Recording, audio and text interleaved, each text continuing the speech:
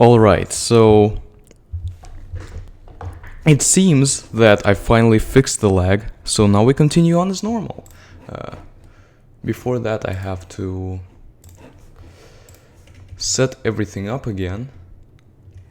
There we go. Because for some reason cinematic mode on Kongregate just doesn't work very well when we try to zoom in. Alright, there we go. Chat is set up. And let's get back to it.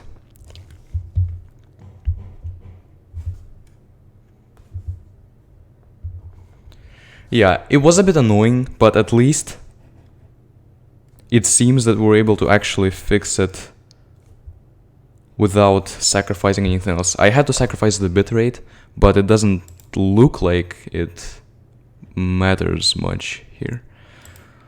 Alright, so where were we? We equipped... Actually, no, we didn't equip. Hold on. Did we even save? I don't think... Okay, so yeah, I think I last saved before upgrading, so let's upgrade the things that we did for the sake of consistency. Mad Bulls, Phantom Ghosts, Goblins, Dwarf Engineers, and something else. We definitely upgraded something else. Oh yeah, Kabooms. There we go. Hey there, Robert. Yeah, basically, you didn't really miss anything. In the last part, I basically beat level 2 in hard mode, and then it turned out that the stream was laggy. So I had to spend like, I don't know, half an hour fixing this. Maybe less than half an hour, but now it seems it's fixed. So welcome back, everyone.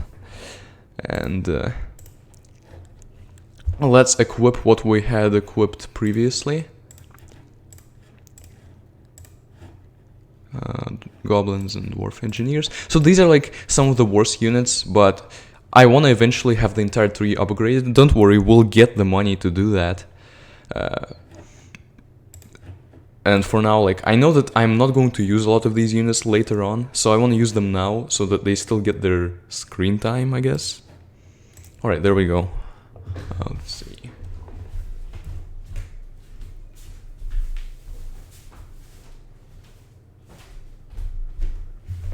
For some reason it seems that there's a white line here, but it doesn't look like it matters. It's just weird to see since I'm zoomed in. Alright, so now we go on to... Oh, right, another thing that I forgot. Oh boy. Whew. I may have just ruined everything. Let's see. I forgot to unmute this. There we go. But now let's see if full screening is going to work. Nope. This is annoying. Because now I have to reload the entire page. Let's save before that.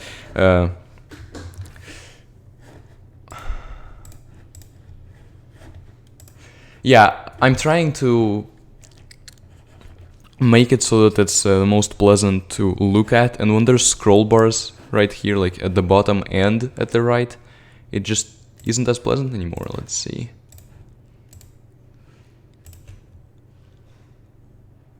There we go. There we go, this should work. So, continue. And let's finally go into level 3, Mighty Cavalier on hard mode, or Cavalier, whatever. Finally. Alright.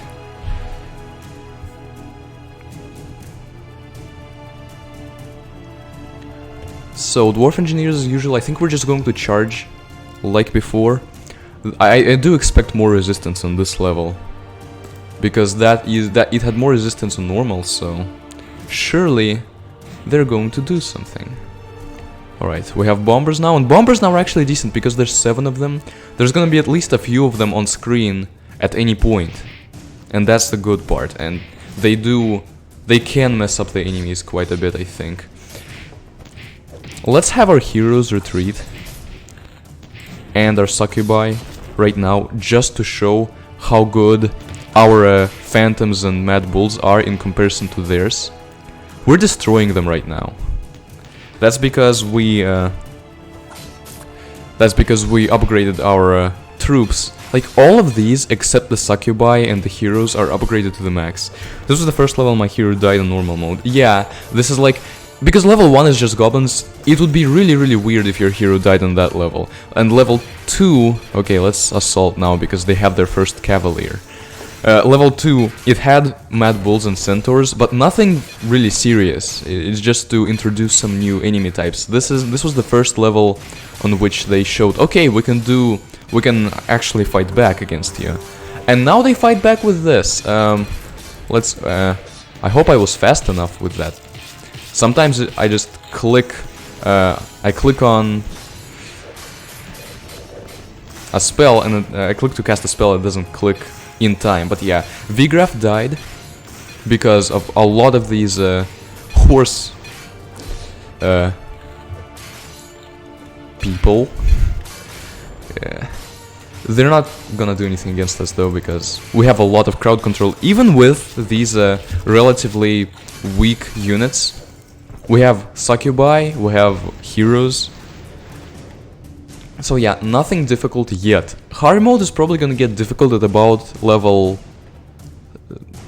8 probably, 8, 9, definitely 9, but 8, yeah. The unit is called Mighty Guardians, and the level is called Mighty Cavaliers, which I do like. I think that's a cool name. And we're not gonna have enough gold to upgrade anything substantially yet, but I want to... Oh right, we haven't unlocked anything here yet. I was just thinking about which hero to upgrade, and Pope of the Epic Dwarf seems like possibly a good idea, but the thing is, we still have a lot of units here we didn't use. So, for example, the tank. This first upgrade is only going to increase its health and attack, but the next one is going to also allow us to have 2 tanks, and that is definitely something to look forward to, so let's work towards that. We had a lot of swarm units like goblins and dwarf engineers. They're useful for delaying attackers, but I don't think I really want to use them. At least, okay, I'll use the goblins. There's 35 of them. That's impressive, but dwarf engineers? Nope. Actually, dwarf engineers have 40 damage. They're not even like... They don't even do... Like, dwarves on helicopters with guns don't do more damage than regular goblins with knives, so... I suppose that makes sense. It also makes them completely useless, since there's 25 of them and 35 goblins. So let's get the goblins, and... Well, I guess we'll get the Mighty Guardian instead. They're level 2. For now we'll use them, especially since we just defeated them, so it kinda makes sense to use them now. And let's go on to level 4 on hard mode. This one, right? Yeah, the Spearmaster. Ooh, this one's probably going to be have even more resistance than the last one, because Valkyries do tend to do a lot of damage. Compared to Mighty Guardians, they do a lot of damage, and Mighty Guardians are more health-oriented.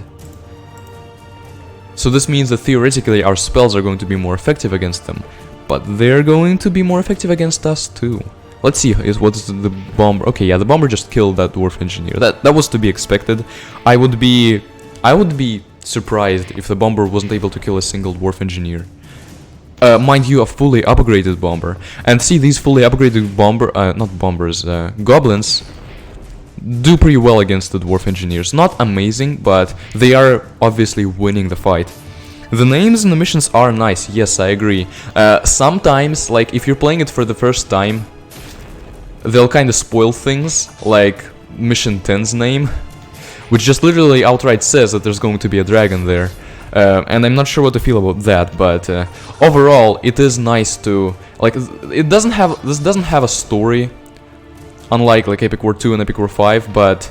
Ooh, that bomber just killed a whole bunch of those phantoms. See, some bombers died from their attacks like over here and don't hit them, but some bombers, they actually get their attack off and die like over here and blow up a whole bunch of them, and they're really nice because of it. Yeah, the goblins are just outright better than dwarves, at least in this game. I mean, they're not better than the epic dwarf. The epic dwarf is probably like the most epic thing in this entire game, it's enough for him to just walk and the castle falls, but we already know about that. We all know about that. Maybe you don't. It's basically an inside joke that originated from when we were playing Epic War 2, that the dwarves there were the origin of the epic dwarfs, and they just walk and everything in front of them just crashes down. Okay, so not much resistance thus far. But now they have a whole actually hero. Can you like... Oh, never mind. That was way too easy.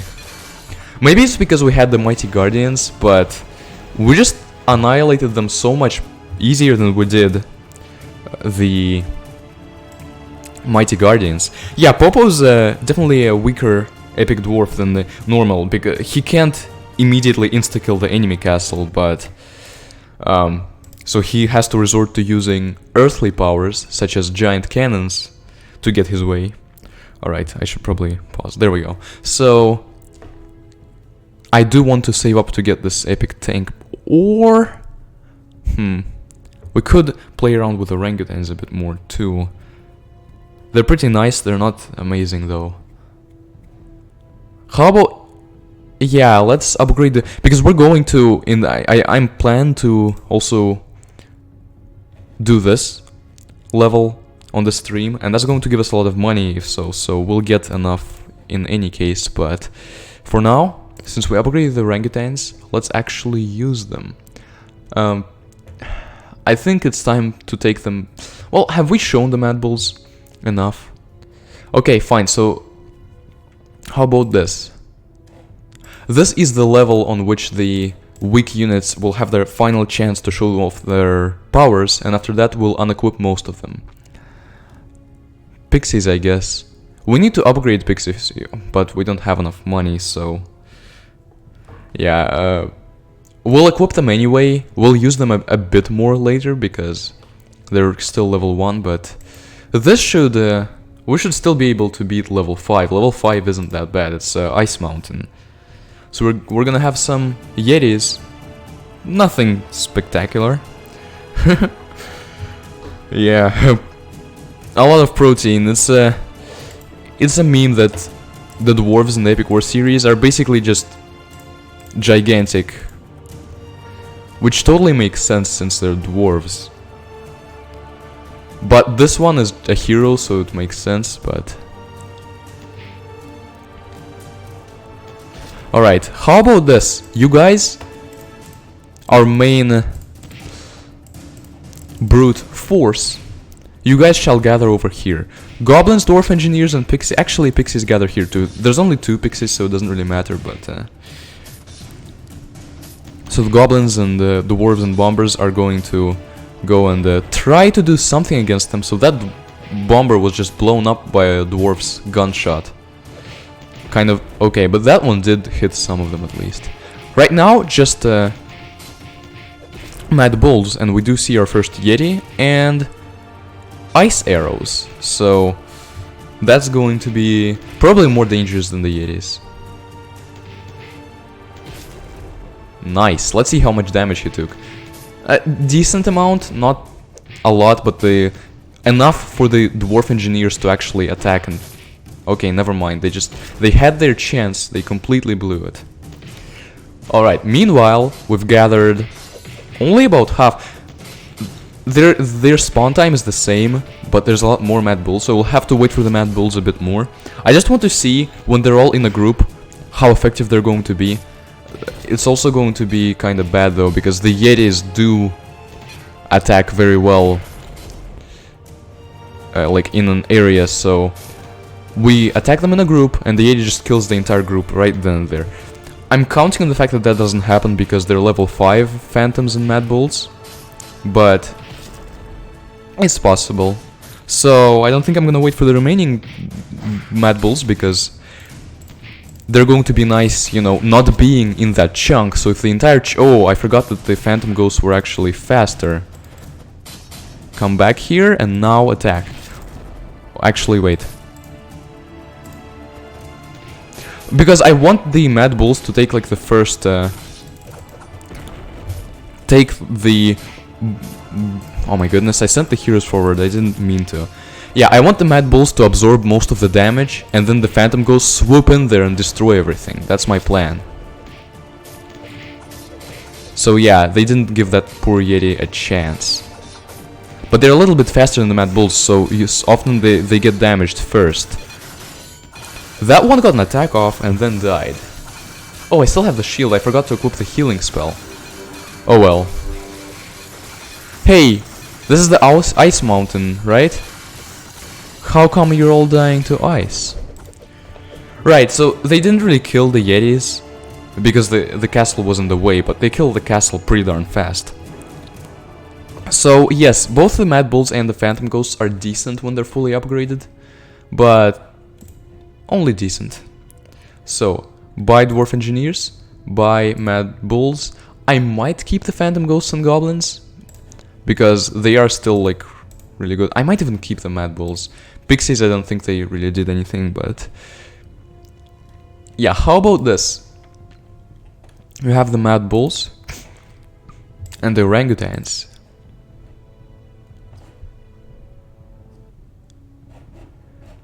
Okay, fine, I'm not keeping the Goblins because I do want...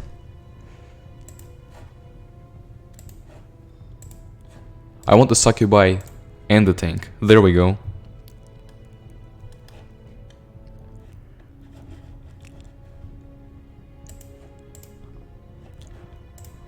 Alright, so... And can we upgrade the orangutans again? Oh, nice! We are just enough gold to do that. Alright, and the orangutans are already... Their health is already at the level of the max Mad Bull's health. Which, logically, they're larger, they should have a lot more health, but... Let's see, level 6 is right here. Phantom Ghost. Okay, I don't really get that quote. Is that a reference to something?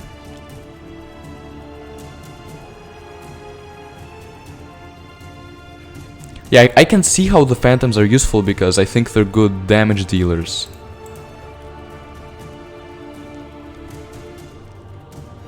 Especially if you have other units to play the role of tanks. So, Goblins and Dwarves, as of yet.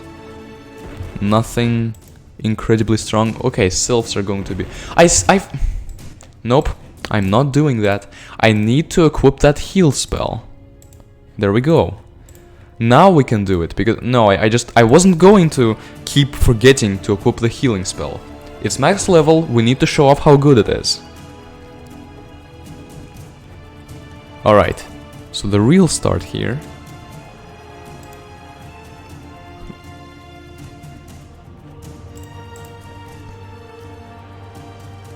So the goblins are just going to charge forward and the dwarves are staying here in a formation. Makes sense. Okay, I was afraid that it was just gonna actually miss that goblin, but you know, goblins aren't why we bring the bombers. He did miss this one, nice. But this one hit both, so... Alright, we almost got our 4th orangutan. Now we got him. Almost got the tank. Hey Goman, this is hard difficulty for level 6. So we're actually going to expect quite a large wave of phantoms. Ah, there's also sylphs. Sylphs are going to be interesting to deal with. But we have our succubi. And overall, I am more of a fan of succubi than sylphs. So yeah, we got basically our entire army. The bulls and phantoms are still charging, but I think it's okay because they're basically the remaining bulls and ghosts are going to be reinforcements to aid us while we lose our troops, our initial wave of troops. There we go. So let's see, is the rock going to... No, the rocks do not do a lot of damage to the sylphs. Ooh, war tigers are here. We're all about to get destroyed. I love seeing these, even when they're fighting on the enemy side. Because it's epic. Yeah, so yeah, we lost a lot. I think we lost a lot of phantoms. Phantoms are, for some reason, going in front of the bulls. Guys, you need to... The bulls are the bulkier people. You need to let them absorb the damage and then swoop in and defeat them. And you are not doing that.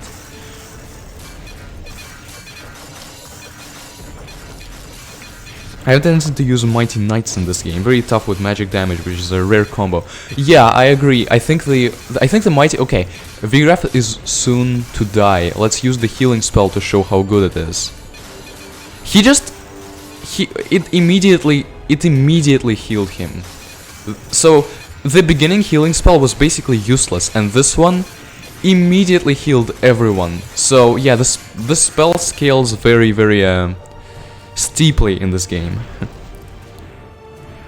But yeah, Mighty Guardians I think are good units. They're bulky and they do magic. However, I personally think that there is a better magic unit in this game, and it's not as bulky, but I still think it's better.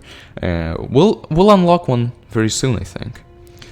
Yeah, War Tiger's is one of the best looking units in this game. Yeah, absolutely. It's my personal favorite unit in the franchise, probably.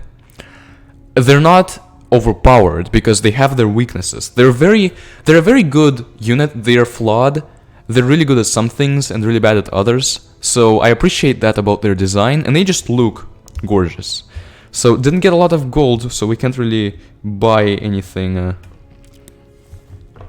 anything notable. Can't upgrade the orangutans, can't get the next tank upgrade.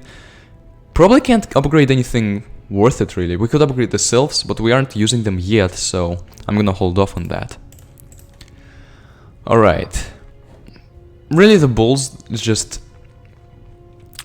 You'd have to wait for a long time for all of them to get there.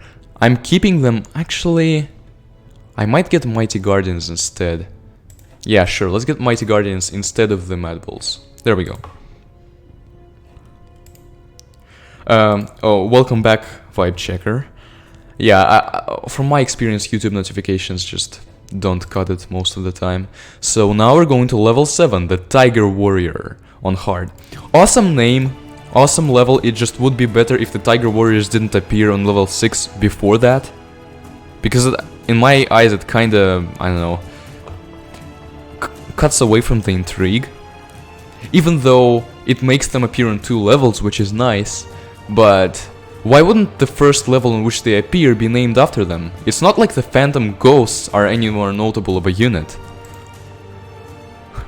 Let's face it, on the last level, which is called Phantom Ghosts, the Phantom Ghosts were the least of our problems. And yeah, in Epic War 3, the heal spell also very much scaled, because the level 1 healing spell was barely useful at all, and the level 5 helped a lot. But I think Epic War 3 also scaled health a lot more, so I think you can feel the difference more in this game. See, I kinda wish the Mad Bulls were here to absorb those arrows, but it seems that the Phantom Ghosts are actually decent at taking the arrows to the knee. Yeah, they died as they spawned. It's probably mainly due to the Succubi, who can attack right here. The rest of our units only really attack the castle and right in front of it. Tiger Warriors are an interesting kind. They deal the highest damage out of any normal unit, but also take a lot of damage. Yeah, very okay. Viggraf is not going to die under my watch. Yeah, they take a lot of damage. They're weak to arrows and magic, I'm pretty sure. So if you have the right units, you can stun them out of attacking and be very happy about it, because if you don't stun them out of attacking, they're gonna destroy you. Like right here, I didn't have the time to heal Viggraf, and they got an attack off, but then they died brutally. Well, not died, but got thrown around by the Succubi and the tank. So yeah, they're not an extremely hard unit to fight against, but it is really nice to have them on your team. Oh, I forgot that bulls were weak against arrows. So yeah, if they're weak against arrows, then it is a good idea that we didn't have them and have the Phantom Ghosts instead. Also, just like in the last game, some weird bug. Ranged units, instead of staying where they are, they keep inching forward. And I think I know, like, as a programmer, I know why that is, I know why that happens. It's annoying though as a player, because you want them to stay here and not take any damage from the enemy melee. And the enemy ranged, for that matter. Yeah, glass cannons, powerful but fragile. So on your team, you can protect them with other units and with spells, and use them very effectively because of it. But on the enemy's team, generally, you can deal with them pretty easily. But they can still be annoying when they one-shot your entire army, when your army is not powerful enough. What was I gonna... Right, so the reason they inch is I'm pretty sure after every attack, they reset their mode, like, to just walking. And so they walk a little bit, and then they realize that they need to attack again because the enemies are nearby, so... But they still advance a little every time, so... Let's see if we have the money to upgrade anything we want. Orangutans? No. Tank? No. We could upgrade the Mighty Guardian, though. That would be useful. A good melee unit is something we do need. We have some pretty good ranged units. So yeah, let's upgrade the Mighty Guardian to level 3. There is now 4 of them. Right, so... Don't need to change anything in the formation. I will eventually use the Sylphs, but not now. They're not worth... Even the Bombers right now. Level 5 Bombers are definitely worth using over level 1 Sylphs. Like, compare the attack on them. And everything else is pretty leveled, enough for us to want to use. Soon I'll need to upgrade the heroes too. Now we go into level 8, which level 8 is one of the steepest difficulty increases in the normal version. Like, in the normal maps, level 7 is like, ooh, level 6 is like, ooh, that's kinda hard. Level 8, I mean level 7, also kinda hard, and level 8 can actually hold you off for a long time if you're not prepared. And same for level 9. But on hard, I think we still have all of the troops we need. Because they're not gonna have a raging wave of Tiger Warriors that are gonna immediately kill Vigraf or anyone else. We can heal our units with this powerful spell. Right. Tiger Warriors are basically when you upgrade your MMO character max strength and nothing more.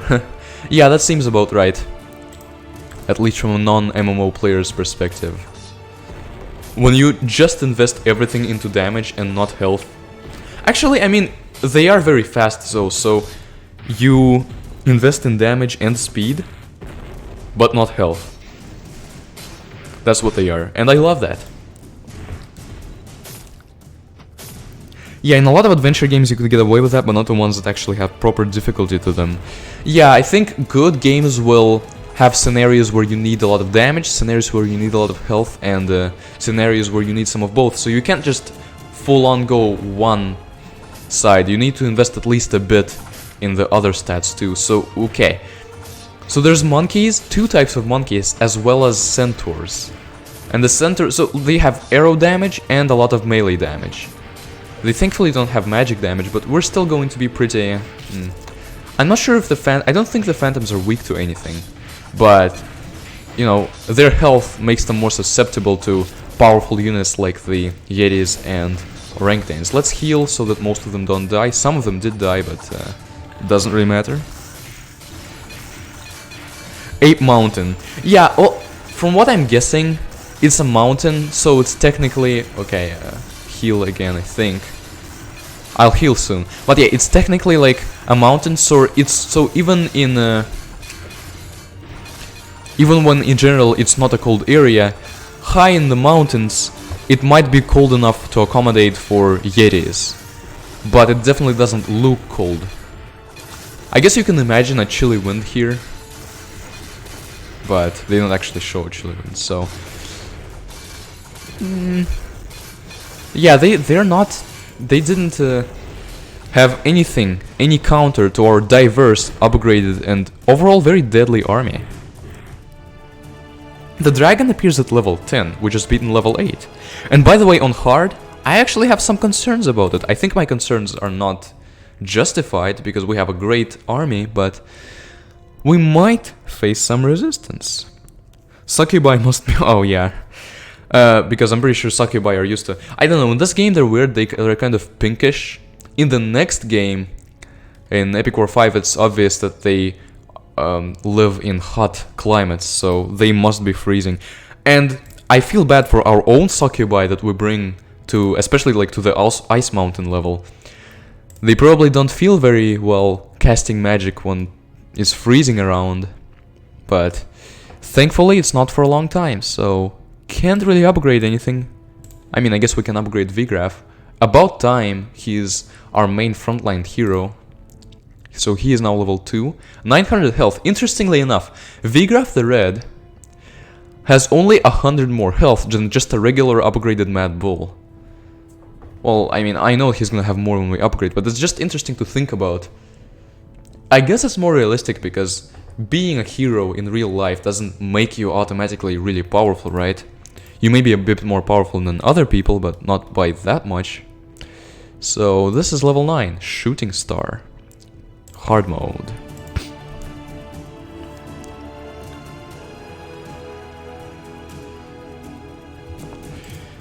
Yeah, they are demons, so theoretically we shouldn't really feel bad for them. Especially since they signed up for this. They decided to serve you, me, us, all of us. They served all of us, I don't know why. But I guess it doesn't matter whom they serve as long as they are allowed to destroy. Okay, so there's gonna be a lot of arrows on this stage. So Vigraf is actually going to... Okay, there are bombers. I didn't realize that there were going to be bombers in the hard mode of level... Okay, hard mode of level 9. I just realized we are screwed. I didn't realize this before, and I think it's not right as far as level design goes that we are screwed, but we are screwed. It somehow escaped me completely. Well, I was not fast enough to heal my heroes. But I'm pretty sure this level is going to pull some tricks on us. And you'll see what I'm talking about unless I'm wrong. And I hope I'm wrong. I so hope I'm wrong. Yeah, Yetis would count as apes. I'm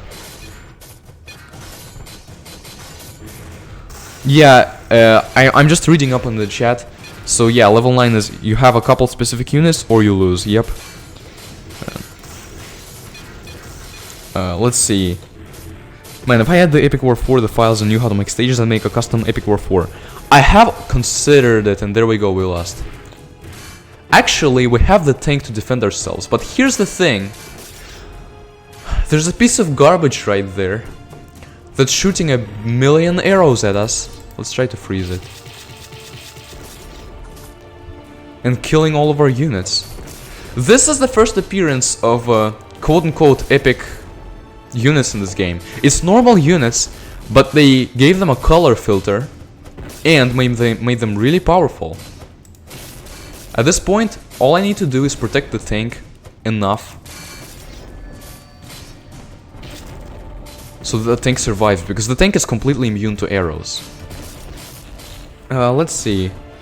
I'm reading down. But yeah, I considered modding Epic War 4 because I have modded Epic War 5 a bit.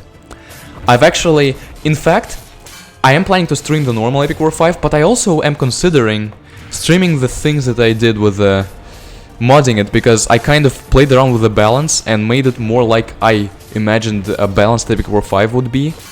But I must... Oh, this guy's right here, which is really good because now all of the arrows are going to miss. Oh no, we lost the tank. I was not careful enough and we lost the tank. That's okay, we'll get the tank back. Meanwhile, all we have to do is just protect the... We need to make sure that the epic archer doesn't get to our base before the tank respawns. But yeah, while I modded Epic War 5 and it was fun, it also, I noticed that it kind of kills some of the magic that you get. You get a lot of magic from nostalgia. And games that you've played as a child, you know, it's very special to come back and play them again. But it's kind of ruined when you actually find out how the inner workings of the game are. That's why I've tried to limit, you know, actually doing anything like that. If you can understand me here. Let's see. Dragon Lair is also interesting. In normal mode, the enemy uses my favorite titan in this game and will beat you unless you're fast. In hard mode, there's a bit more. I think Dragon Lair normal mode is actually surprisingly easy, because the hard counter to the dragon is Popo the Epic Dwarf. And there is no way you don't have Popo the Epic Dwarf. Like, surely. Okay, actually we need the heroes to stay back, because as long as the heroes stay back, more units can come and help us. And whilst most units aren't going to really do much, they're going to help a bit to keep the tank alive. There we go. Also, it's interesting that your favorite Titan in this game is the Sky Dragon, because most people's favorite Titan is definitely the Inferno, the Lord of Fire, and I think it's the same way for me. But I do have a special fondness for the dragon in this game particularly. Like, the dragon in Epic War 3 just looks weird, kind of crystally, and while I guess it's a unique design, it's still just kind of, it feels less real. This dragon though, I am very fond of it. I think it's great. It's a good Titan, but I don't think it's my favorite. I think the Lord of Fire is my favorite, and the Angel is also really good. Let's see. Unless your name is Ray. I have not watched Star Wars. I'm planning to. Okay, wait, protect the tank, please. I'm planning to watch Star Wars sometime soon, and I know that like the major plot twists, like the 1 or 2 major plot twists, I surely already know because it's impossible not to know them. But I do want to at least experience things for the first time. Also, they have multiple of these. They're not damaged, and there's the orangutans and the tanks. Oh, they have 2 tanks. Oh boy, yeah, we're not gonna win this. What am I talking? We could win this. We could, in the scenario where, in the unlikely scenario, actually, we need, instead of having the tank respawn, what we need to do here is move it back. And when we get enough mana to heal, we're going to heal, and that is how we're gonna save some time, because otherwise it would take quite a long. Oh no! Screw you, Bomber! You just ruined my entire plan. Okay, the next attack we do, we'll have the tank, and we will also have maximum mana. So we'll try to make it so that we can keep the tank alive for the longest time. Alright, elves and more elves. The stage, yeah. It's generally elves, centaurs, and orangutans, and then the tank. Every unit that shoots, but like these units, I think most of these units are reserved to epic mode, and I think all of them should be reserved to epic mode. Like, why wouldn't all of them be reserved to epic mode? But these, for example, for some reason they appear in hard mode. They could have just made it a lot of shooters. No, they had to include these, and I think it's not a good thing. I don't think that it was a good game design choice. All right, let's see. The ice elf is here, at least the cyan elf. Well, yeah, that elf freezes, but all elves freeze, so I will just call it the cyan elf, the epic elf, or the elf that they decided not to change the design of, so they just added the color filter to it, elf.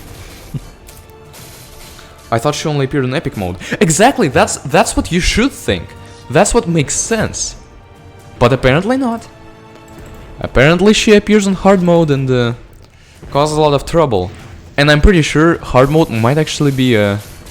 You know, as far as the tank goes, the tank's survival, with the units we currently have, hard mode of level 9 might actually be harder than epic mode of level 9, because I'm pretty sure that the epic mode of level 9 doesn't have the orangutans. It has the tank, but, you know, it has less things that could damage our tank.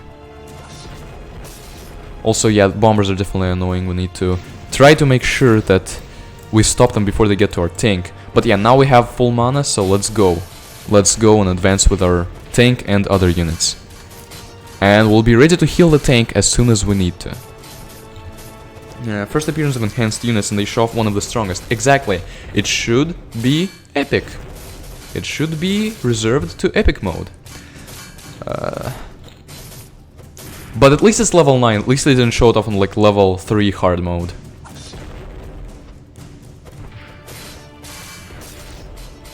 Also, this starts the trend of... Okay, no, never mind, I'm lying. Epic War 3 starts the trend of... Oh, how to make things difficult. Let's just make really powerful enemy units. They do that in Epic War 3 by like... Remember that the mage... Oh my goodness. Screw off, people. Okay, now all of us have to hang back here so that we don't die too much. Yeah, remember like in Epic War 3, sometimes like at some point they started to they started to have like really powerful magicians, and we couldn't kill them with comets, so we had to kill them with our entire army. In this game, those really powerful units are just color filtered. And then in Epic War 5, like at some point in the level... Okay, I just realized that was a bad idea. Let's all hang out over here. Yeah, in Epic War 5 at some point it's just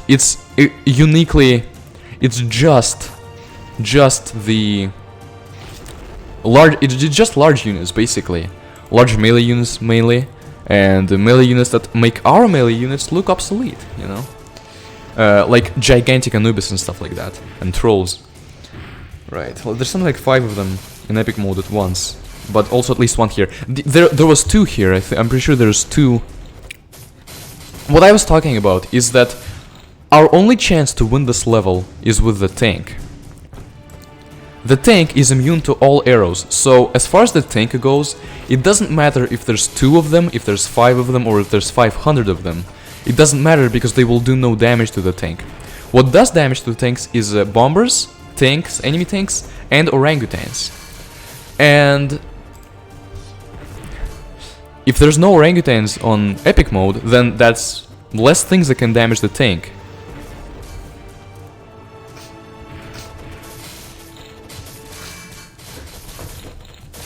Let's see. I'm kind of, oh, almost forgot. I switched to reading the chat and then I look up and the tank is either dead or almost dead. This time it was almost dead, so I was fast enough to save it. But a lot of the time, my tank dies ruthlessly. Also, my tank can actually hopefully kill their tanks soon. Because their tanks, not all of their shots are damaging. Also, nice shot. It hit both tanks, it hit the bomber that was about to hit our tank, and it hit the orangutans.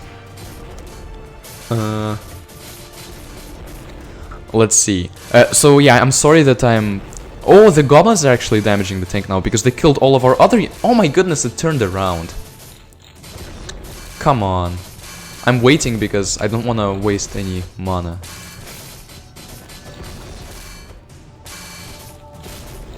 Ah, if only I use it like a little bit later, I would heal from that bomber attack. Also, so much lag. So yeah, I'm sorry that I'm kind of behind on messages. You know what?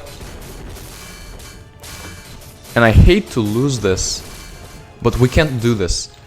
I went into this level without remembering that they had those enhanced units. We need to... At the very least, we need to upgrade the epic tanks so there's more than one of them. Ideally, we should also get one of the titans. And the perfect titan for that level is the Great Diablos, which resists arrows. The Lord of Fire is also strong against arrows, and this guy's just normal to them. Thankfully, we don't have to beat hard mode of level... What? No, this is challenge. We don't have to beat hard mode of level 9 to go into hard mode of level 10. So hard mode of level 9 is just unfairly unbalanced. It gets too hard too soon. We're just going to proceed to level 10 for now. But before that, let's finally catch up on messages. Forgot to mention the tank is weak to explosion. So the tank is basically good against the tank. And when we have a tank and a healing spell, and they just have a tank, we have an advantage, but we have to remember to use that healing spell in time. Send in the Lord of Shadows. He's Epic War 4, dang it. I mean, the Lord of Shadow, he was good in Epic War 3. I don't think he was amazing, he was just like slightly better than the other titans. Here, having the Lord of Shadows would be very good. But then again, you're talking about HP, and I'm pretty sure that HP in Epic War 3 is in general scaled up compared to HP in Epic War 4. Like, the max level Mad Bulls have 800 health. I'm pretty sure they had more than that in Epic War 3. So 50,000 in Epic War 3 would equate to like 20 or 25, probably 25,000 in this game. My first Flash game, well, I don't remember exactly, of course, because I was playing on some Russian portal that uploaded Flash games. That's how I first found out about this game too.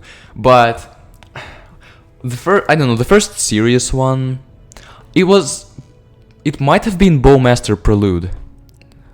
I remember that was one of the first games that I played, and it was one of my favorite games.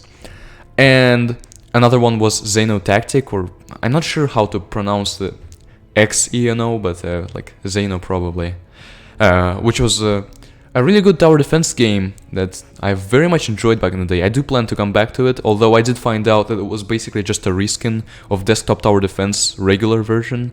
I never found out about it previously because I only played Desktop Tower Defense Pro, so I didn't realize that there were not very many differences. But still, looks good, and one of the first games I played, once again, one of my favorite Flash games. My favorite Titan is the Angel. Yeah, the Angel is really good. It's more of a specific kind of... instead of a Titan that sits there and absorbs damage while having a lot of health, it's a Titan that doesn't have as much health, but it's more of a specialty Titan. Kind of like the Lord of Fire. They're the two specialty Titans, and these two guys are, you know, more standard Titans. I know the Great Diablo's probably not anyone's favorite. I mean, probably not a lot of people's favorite Titan. He's just basically brute force the unit. But he does have some very good uses in this game. Like, unlike Epic War 3, he actually resists arrows entirely. He is strong against melee, and you know, his attack is pretty darn good when it comes to area of effect and crowd control. I like the Sky Dragon the most because of the non-elemental damage and has very good range. I find it to be the most versatile. Yeah, so basically there's no unit that's going to be strong or resisting against the Sky Dragon, which is good, but no, with most Titans they will be good against most things. And it is, yeah, it is versatile. It has good range. I mean, obviously the Angel has the best range, and then the Lord of Fire doesn't have to stop at enemies. The Lord of Fire just plows through them and advances on the enemies very fast, which has strengths, meaning it's easy to advance with him, but also weaknesses, because he gets right into the thick of the enemies and takes a lot of damage because of it. And he doesn't have the most health, so he dies pretty quickly because of it. Alright, let's start the next level, because I think I'm close to catching up, but... okay, Dragon Lair Hard. Oh boy. My favorite... okay, so Titan is probably either the Reaper from Epic War 5 or the Angel from any of the Epic War games. Well, if we count any of the Epic War games... I mean, the Angel from Epic War 1 and the Angel Knight from Epic War 2 have amazing range. They are great. One of the less standard Titans is the Iron Fortress from the Epic War 5. It is good, but... I wouldn't go as far as to call it my favorite. As far as the semi-titans from the Epic War 5, like the Reaper and the Golem, stuff like that, I think the White Tiger is probably my favorite. The Reaper isn't... I don't like it quite as much. It's impressive when the enemy has it and it looks cool, but the White Tiger overall is, you know, my guy from the semi-titans of Epic War 5. White Tiger in Epic War 5 is good. It can lure out bombers next to level 6 and strike stuff behind walls. Oh yeah, absolutely. Death from Epic War 5 also has some range, but not quite as much as White Tiger from Epic War 5. Angel can too, yeah. I think one common characteristic of Angels in Epic War games is a lot of range. The only Angel that doesn't have a lot of range in the Epic War series, and I'm not counting Epic War 6 or Epic War Saga or Epic War Legends or anything stupid like that. I'm just counting the core 5 games. The only Angel that doesn't have a lot of range is the Archangel, the Titan in Epic War 2 that we can use. Okay, so the dragon is here. By the way, this was a revenge wave, if you couldn't tell. We got their castle to half damage, and a revenge wave occurred, except instead of a lot of units, it was just one Sky Dragon. And he's killing our units, so it seems we're not going to destroy them, even though Popo is definitely trying his best, and he is a great character for destroying bases. If a third one shows up, I will just give up. Oh, the third archer in level 9. Well, in level 9, even with 2 archers, it would be either really hard or impossible for us to... I mean, it would be possible, it would be really hard for us to beat it then, on that try, so I decided to just wait, and then once we get better once we get better units for that level, we will... Oh my goodness, I told you guys to go back. I don't know, Succubi decided not to listen. I guess they're not just listening to everyone, they're demons. Oh boy. Okay, actually Popo was in a really good position to hurt people there. There comes the Great Diablos. They're ganging up on us. Oh, but Popo got a really good last shot. Right, just use Lord of Hell in Epic War 5 and call it a day. Yeah, I guess technically he is a Titan. But, I don't know, I wouldn't call him that, he's just kind of the best unit and we unlock him when we beat the entire game. It's like counting the end from Epic War 2 or Epic War 1.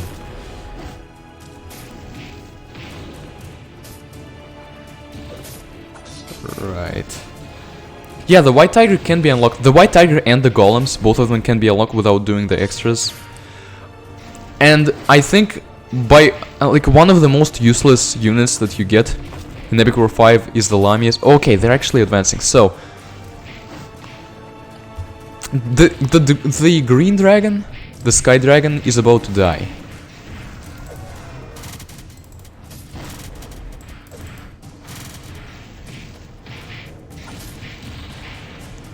However, if you're not prepared against the Great Diablos, he is going to ruin your day. The reason for that is he is immune to... Oh my goodness, goblins would be so good for this. Oh, is this guy... No, never mind. I thought that maybe that guy would be able to avoid his attacks. Tank, go back, go back, go back, go back. Tank, just go back, just go back. Guys, just no. Just go back from where you know that you're not going to be hit by him. There we go, and now attack.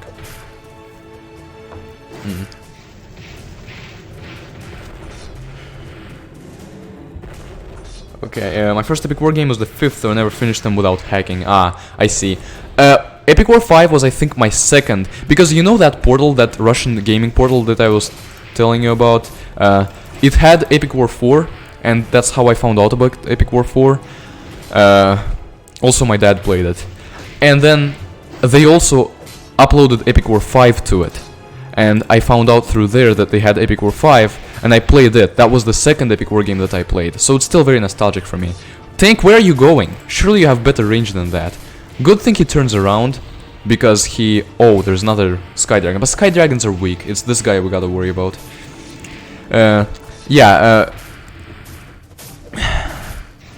Yeah, he basically, the Earth Dragon, we were prepared for him. He threw some people in there over here and then started attacking them and turning around, and that's why our melee units finished him off.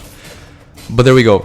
Yeah, and so the Epic War 5 was the second one that I played, and then after that I went back and played the third one, most. The first one I played, but I never had the patience to finish it, and the second one I didn't have the patience to go past the first level. So the second one I actually finished recently. I finished the second one in the summer or spring of 2018, once I saw people debate about whether it was a good game or a bad game, and people were saying, yeah, it's slow at the beginning, but it gets better, and I decided to give it a chance. It got really epic by the end. But yeah, the most nostalgic ones for me are Epic War 4 and Epic War 5. And Epic War 5 is really easy now that I know, but like, now it's so easy that it even takes some fun out of playing it, but at the time, of course, I didn't really know it very well, and of course I was much younger, so it wasn't as easy for me. I did it in Epic War 2 as well. The Black Dragon is about as close to an enemy Titan as you get without mentioning the bosses. Yeah, I guess so. It's weird how they just don't give you the Black Dragon in Epic War 2. It's almost as if there were like 6 slots in the UI. Hobbit, Dwarf, Bomber, Red Dragon... what else? Demon and Angel, and they like thought, okay, if we have to let the player use the Black Dragon, then we have to add an extra 7th slot, and it wouldn't look pretty, so let's just not do that. I mean, I don't know that that's what they thought, but it sounds like it, because I don't know why else they wouldn't let us use the Black Dragon. Some of the backgrounds are from Epic War 3. Yeah, it's interesting how a lot of the backgrounds are very similar to Epic War 3, but there are actually differences, I'm pretty sure. Like, if you search Epic War 3 images and Epic War 4 images, you can see that the backgrounds are kinda different. I think at least some of the backgrounds are exclusive to Epic War 4, Maybe some backgrounds are exclusive to Epic War 3. Maybe they're very similar but changed a bit for the games. Because, you know, a lot of the units are from Epic War 3, but there's also a good amount of units that aren't.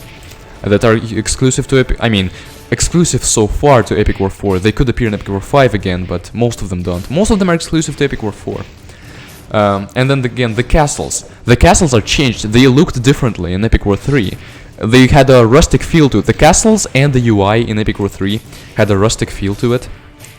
And I wasn't a big fan of it. Probably because of nostalgia, I was already used to the feel of Epic War 4, but I like it more. I like the UI of Epic War 4 more, and I like the way the castles look more here. Yeah. Hacking, basically online mod, like infinite hero HP or mana. Yeah, I mean, I think I might have at some point played with hacking or mods or stuff like that. I might have, I'm not sure, but at this point, of course, I realize the pointlessness of that. I think we just wanted to finish the games, though. The only levels I never beat in Epic War 5 is the first and last trial stages. The first trial stage is one of the hardest, absolutely. And the fifth trial stage is tricky. And I think I know how the fifth one works. The first one is pretty straightforward how it works. But it also kind of pisses me off a bit. The balance of Epic War 5 definitely pisses me off a bit. The gameplay of Epic War 4, the gameplay mechanics definitely piss me off a little bit. A lot of things in the Epic War series piss me off, but oh boy do I love it. So the dragons retreating. Basically, on this stage, on hard mode, the problem is the Earth Dragon. The Sky Dragon, not a problem, because Popo the Epic Dwarf can kill him really easily, and arrows are a really good spell against a dragon. You can arrows. See, he's already dead, especially we combine it with Berserk. So he can be really easily killed, but for the Earth Dragon, you actually have to have some strong units, some decent units that can damage him. Because otherwise, the two Titans advance and the Earth Dragon just can't be killed very easily, and so he kills you. I do have a problem with the balance of level 10 easy. That is, the dragon comes out. It's impressive. It's something we've never seen before. He can kill us really easily. There are not that many counters to it. I mean, Popo and Arrow spell are counters, but not that many. Okay, great. But the dragon never really attacks. Like, the dragon just stands there and waits, and maybe he will attack. Maybe he's like waiting and then attacks. But it's impractical because by the time he waits, we get units and we attack again, and we kill him eventually. And that's my problem with the entire game. Epic War 4, the AI exists unlike in Epic War 3. But it's not good because it's not aggressive enough. The enemies just stay there, and then when they attack, they don't attack all together, just one group attacks, while the rest of them just stand there. I'm like, okay, good luck guys, let me know how it goes. And so, because of that, the enemy never pushes us hard enough to actually win. Like, other than in boss stages where like the Iron Horse always advances, but other than that, the AI could have been so much better, that's the thing. Also, we got a lot of gold from that, because we killed a lot of Titans. Loot 30,000, and 15,000 just bonus for killing this stage. Right, perhaps you could try a Sylph if you need to retry. They might help keeping off the bombers. That is actually a good idea, because the bombers did a lot of the damage to the tanks. Last trial stage you used strong ranged units and lots of fast units. Lots of fast units can work, but it has a downside too. But I'm not gonna talk about Epic War 5 too much right now, because then by the time we get to Epic War 5, it's like, well, we already know all about it. Might as well not talk about it. Use defense spell. What defense spell? Are you talking about Epic War 4 or Epic War 5 there? Because Epic War 4 has some really unbalanced and overpowered defense spells to the point that I don't want to use them unless I have to. Fun fact about the Lord of Fire, it originally had no strength against arrows, but was instead weak against magic. Really? Did you like play a beta version of this game, or like just when it first came out before it got patched? That's interesting. I do like, because it doesn't have as much health as the other Titans do, like 11,000, 12,000, 9,000. Because of that, I like how he has no weaknesses, because if he had low health and weaknesses, he'd be very much like the Tiger Warriors. and, you know, he'd need a lot more attack to compensate for it.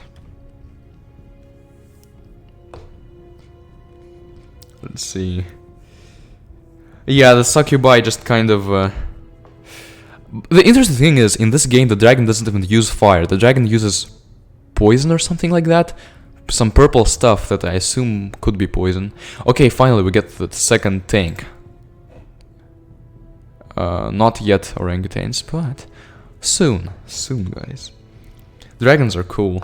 Yeah, I do like the dragon in this game and in Epic War 5, and the black dragon in Epic War 2 is pretty darn cool. And the ice dragon in Epic War 1. Yeah, overall, dragons are just cool. Except for probably the Epic War 3 one. And the red dragon in Epic War 2. I wonder why they changed Diablo's name to the Earth Dragon in Epic War 5. Well, I think many of these units actually have like different names. Lord of Fire became Inferno, and Sky Dragon. Well, I mean, Sky Dragon isn't really. It's just a description. Black Dragon is also a description. But yeah, Earth Dragon just kind of describes the unit more. Great Diablos is just a bit of a cooler name. This unit was actually inspired by some game. A game that I never played, but I saw videos of this unit. It could like, move below the ground and then like emerge from it.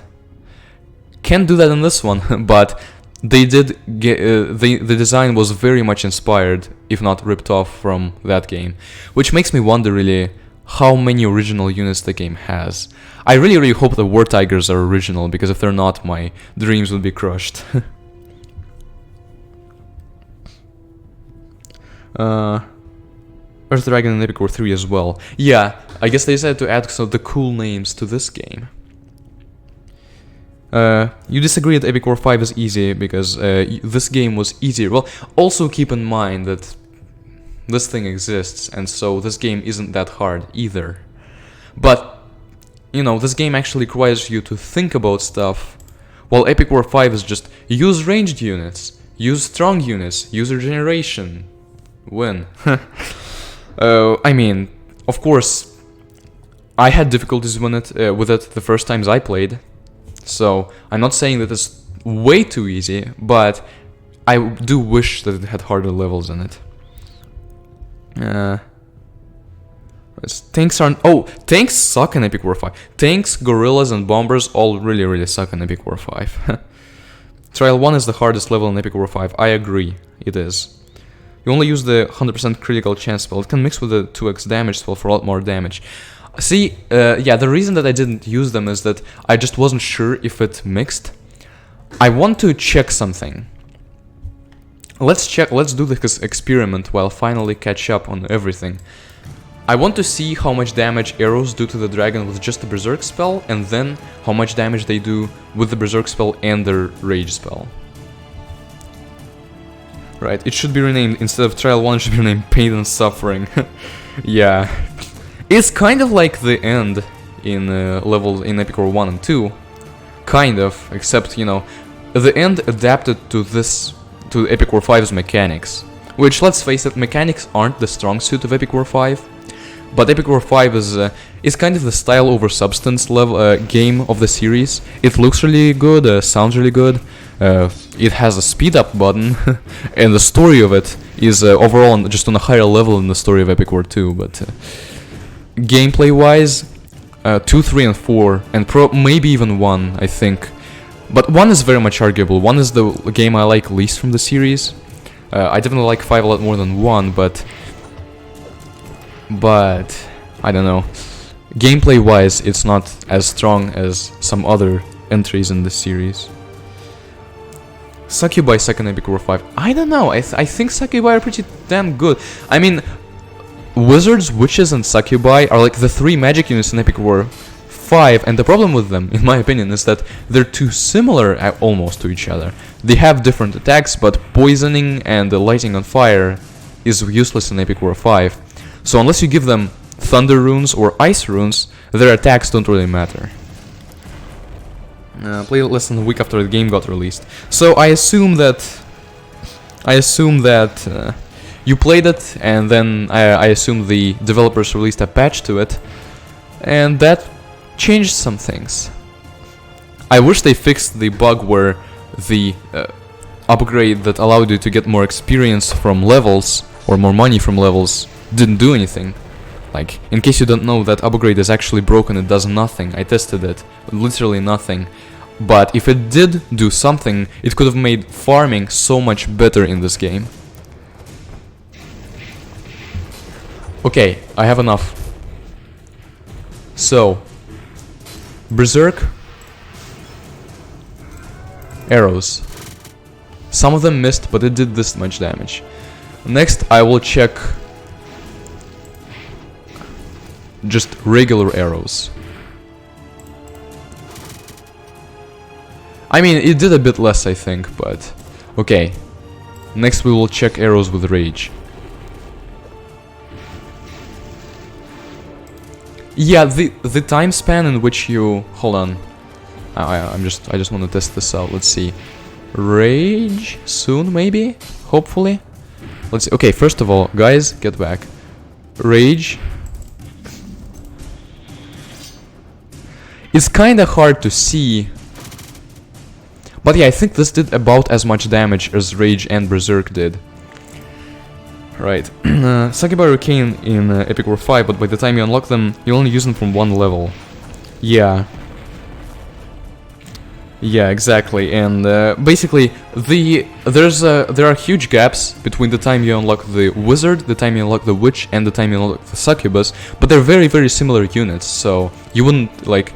If you just need to use one of them, you wouldn't, like, exchange the Wizard for the Succubus if you also had to upgrade the Succubus because of it. The centers in Epic War 5 are great. The what do you call it? The Elven Archers, the Elf Hunters, are also great in Epic War 5 because there's so many of them, and they overall can do a lot of damage because of their numbers.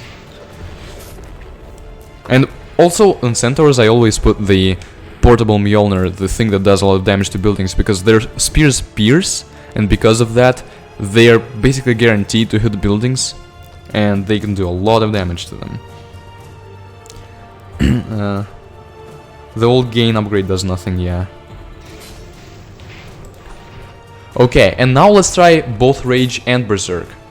Oh, the dragon healed up, that's great actually. That can really show the contrast if there is a contrast.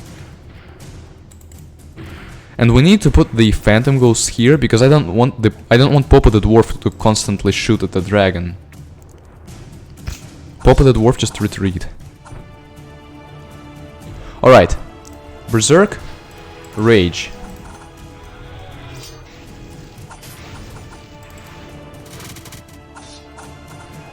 It didn't look like it did a lot more damage.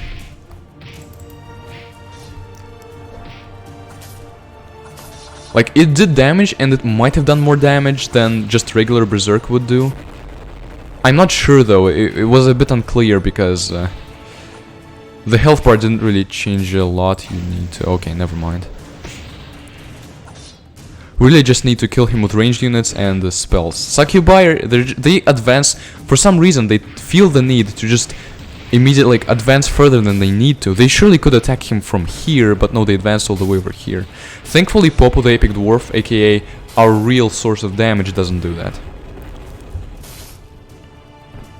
It looked like it was in the 60s, yes, so maybe it's kind of like they don't make, since like each one of them is like usually makes your damage twice better, both of them don't make it 4 times as better, but like they make it 3 times as better, something like that. So it can be useful, but I don't know, I don't think that it is useful enough that it's better than just using Berserk and then using another Berserk. There we go. Dragon defeated, and the reason I didn't just quit out of the level after ending the experiment is that we will get quite a bit of experience and gold from this level, so we'll upgrade something else. Maybe the tanks again.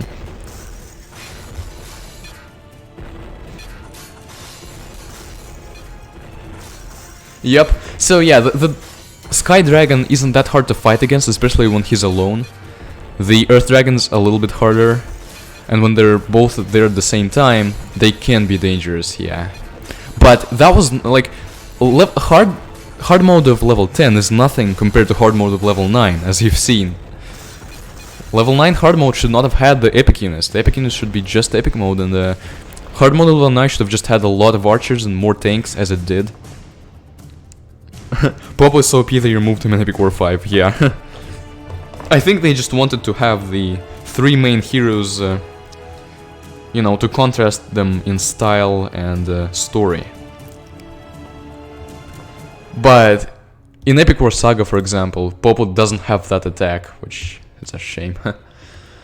Popo is a great hero. So we could upgrade the tanks again. That wouldn't increase their population, just increase their attack and health. I think instead I'm going to upgrade the... This is also tempting, but I think I'm upgrading the orangutans. Yeah.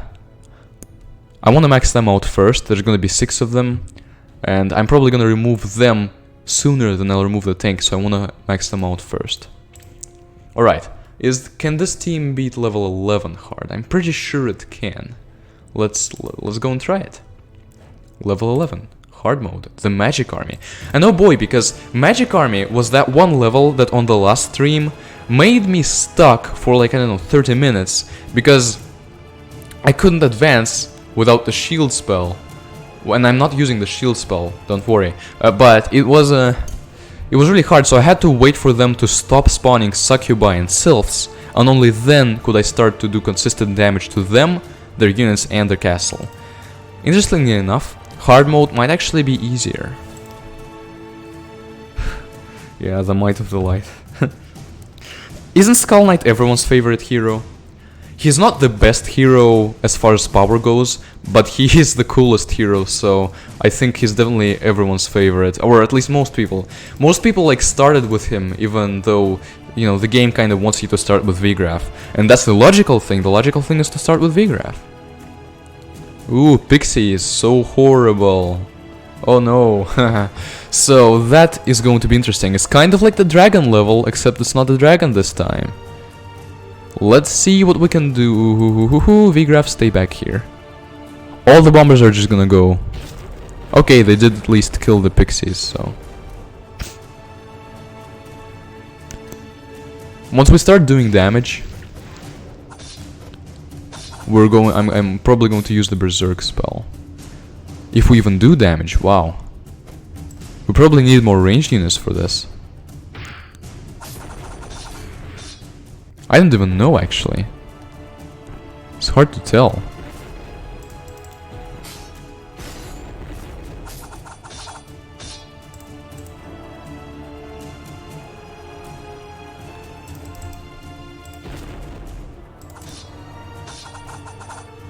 I was trying to micro Popo so he doesn't get hit by that.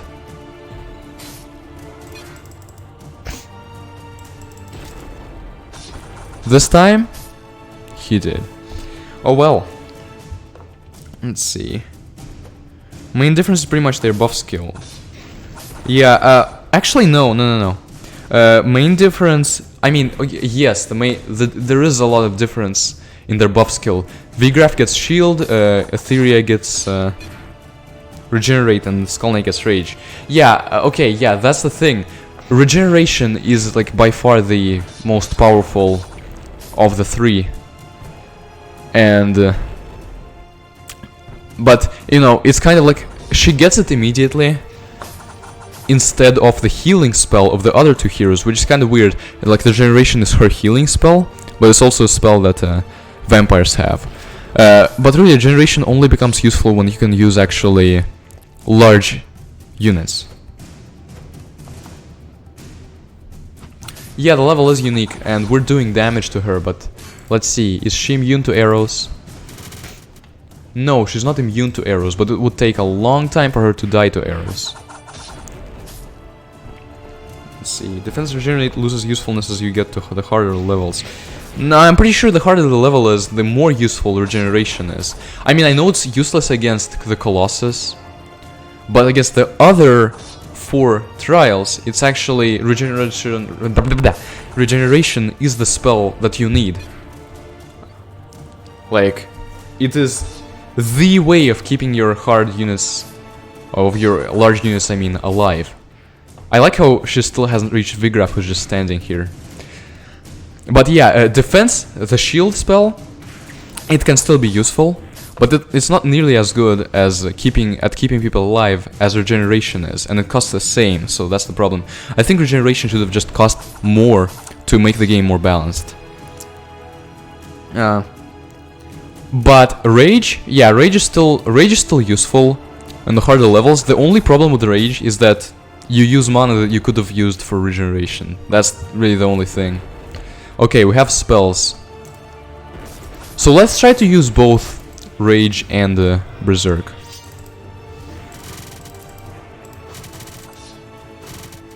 Oh wow, that did a lot. I don't regret that I did this. Wow. Now she is retreating because she is down in health. And that phantom just did 100 damage to her. Yeah, phantoms are still really good as far as damage goes. Ooh, finished off by a rock. But that was actually a team effort to finish her off. Although the main credit goes to the arrows by Berserk and Rage effect.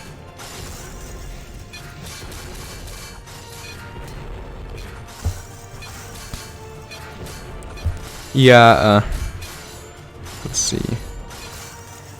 You've done Caves of Trials where the dragons heal faster than they take damage. Wait, what are you talking about? Which Caves of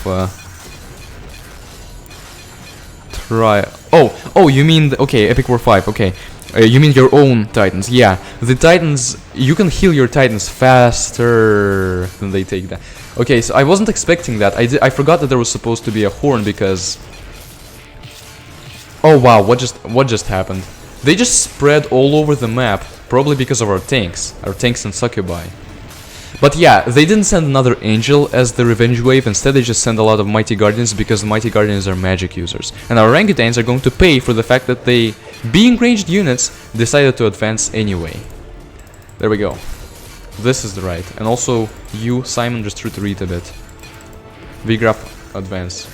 There we go. Let's see. Yeah, the Titans don't help a lot versus Trial 1.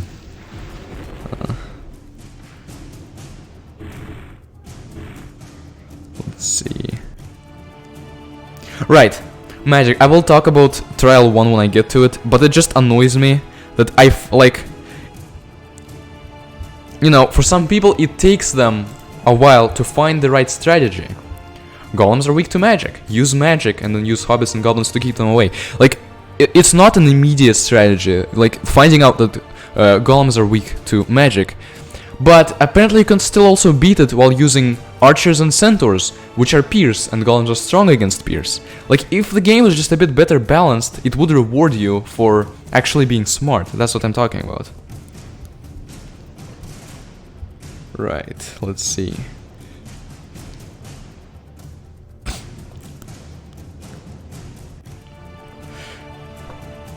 Well, the angels do sometimes intervene. Like in Epic War 2, the thing is that some angels are consumed by the shadows and fight against us, despite being angels, and others fight for us to stop the shadows.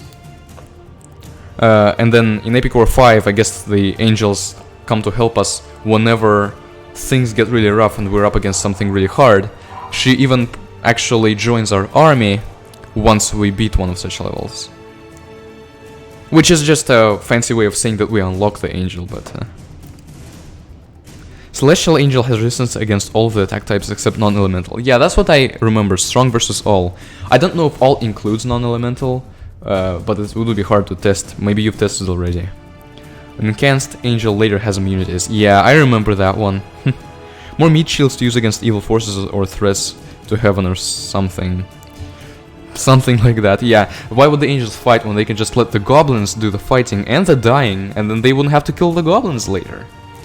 There's only one angel. There might be...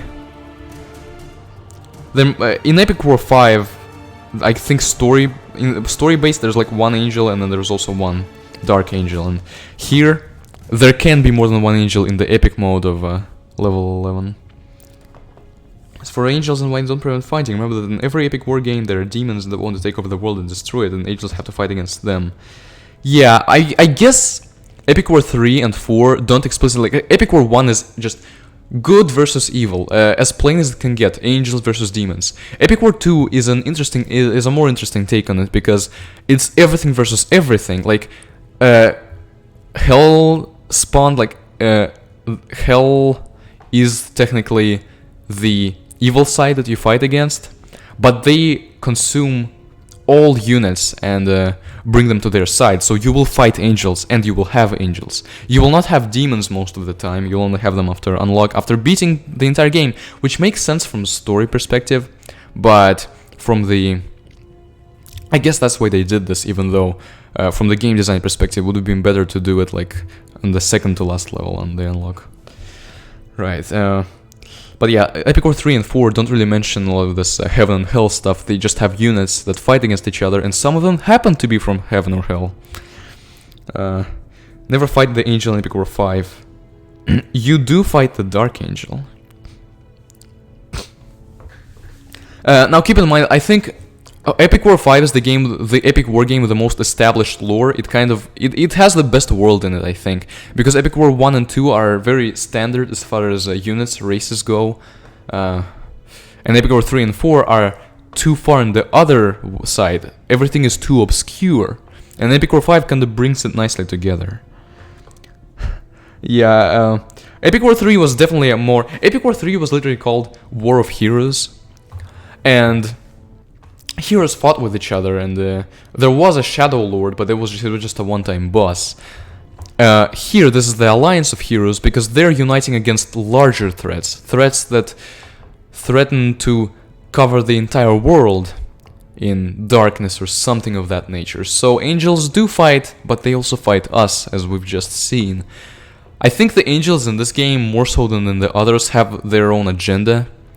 They are units, they're not a race like in Epic War 2, where they're just a race and they're from heaven and they're trying to save themselves. These guys, you can feel that they have a mysterious agenda, just like the dragons do.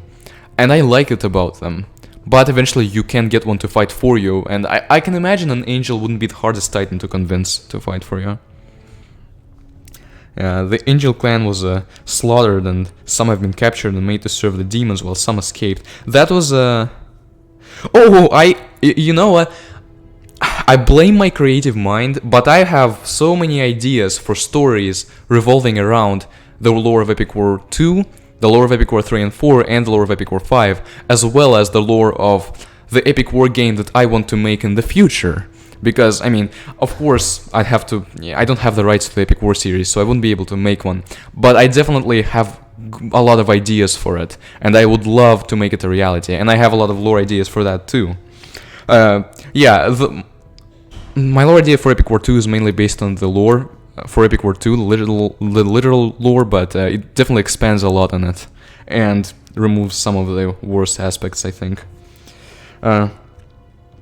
Epic War 3 could have had a great set of stories, but the stories got... Oh yeah, absolutely. Epic War 3 got no real attention, because there was a Gralborg that was just randomly there to kill humanity, and you couldn't feel that he was different while playing him or while playing against him. He was just a regular hero. All the other heroes, just regular heroes once again. The only reason even that game is more... like it has just a little bit of lore, and that's just a little bit more than Epic War 1 has. I like the fact that the different heroes have their descriptions and their motivations, but I definitely wish that it had more lore. The reason that also, if it had lore, it would have had to abandon its dynamic battlefield. The dynamic world map where, you could capture cities and they could. Just like this game did, where it's just levels, and Epic War 5, it's just levels, that's why lore works. But with Epic War 3's battle system, lore doesn't really work like in between levels. It could work at the beginning and the end. And it should have been there, like I'm sure. Epic War 5 combines, like it pays attention to everything except for maybe the gameplay and the balance. But yeah, usually to make a good game you have to pay attention to everything, including the lore, or at least like the world and does everything make sense? It doesn't make sense in Epic War 3. It makes more sense here, and this world is actually interesting to explore, unlike that of Epic War 3, because there's different units with different combinations. I mean, different levels with different combinations of units fighting against us. Epic War 5 has the most fleshed out world, and Epic War 2 also has a world, but that one's more kind of less unique. Epic War 5 is like, you can feel already that this is an epic war world as opposed to a regular fantasy world. As there is a Dark Angel in Epic War 5 that kind of proves one of them was captured and made to serve the demons. Yeah. I like to think that, well, I think the Epic War 5 is just more like a fallen angel. So perhaps she wasn't captured, she just decided to move to the dark side for some reason, which would be an interesting plot device to play around with. I don't even think the Dark Angel was captured. I think she just betrayed the heavens. Yeah, that's what I think. But I think that there was some influence by demons or by dark forces there. There was influence, but maybe they manipulated her into thinking that she made the choice for her own good, on her own accord, and that would benefit her. And in reality, they got what they wanted. See, these ideas for lore would be really interesting, but the core games don't really expand on them much, but at least they allow us to speculate about it, which is great. I find it hard to believe that a Trojan horse that shoots bombs is so powerful that kingdoms surrender and heroes have to ally to become strong enough to destroy it. Well, I think the thing is, gunpowder and explosions are so rare in this game that if you have a tank, or if you have bombers in a quantity of like 10 or more, you immediately become a really powerful nation. Even if you don't have large quantities of infantry or cavalry or magic users, if you have gunpowder and explosions, and you take it beyond this dwarf engineer silliness, then nations will cower before you, and you'll have to fight other nations with that power. The Trojan horse is a very large technological advancement. Did we beat? No, we didn't. Okay, so we're going to beat level 12 now in hard mode. Before that, I think the next unit that we need to upgrade, we could upgrade the Orangutan, the Mighty Guardian, or the Succubus. And this is one of those times where I'm going to take a poll. You guys, what do you guys think we should upgrade? Succubus, Mighty Guardians, or Orangutan before going into the final battle? Because that is the only thing we're going to be able to afford, one of those upgrades. But yeah, I think it's just a great advancement in technology. A horse that is covered in wood and metal and just advances and shoots a lot of bombs. Like, can imagine there must be like 100 bombs there if it shoots like 3 or 4 per shot and keeps going. So that's why I think nations cower. Well, it's a piece of cake to beat when we have like an upgraded army, but that's only because we, or I guess Vigraf the Red, decided to step up to the occasion and say, okay guys, now we're going to unite and destroy them. And he united such a large army that they destroyed the dragon, they killed a large magic army, they defeated a nation that had a tank, they defeated a nation that had a lot of magic users, they defeated a mountain full of apes, they defeated the dragon.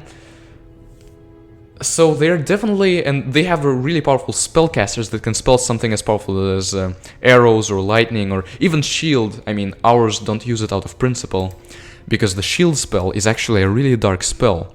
If you use it, you sacrifice your own light, your own humanity inside you.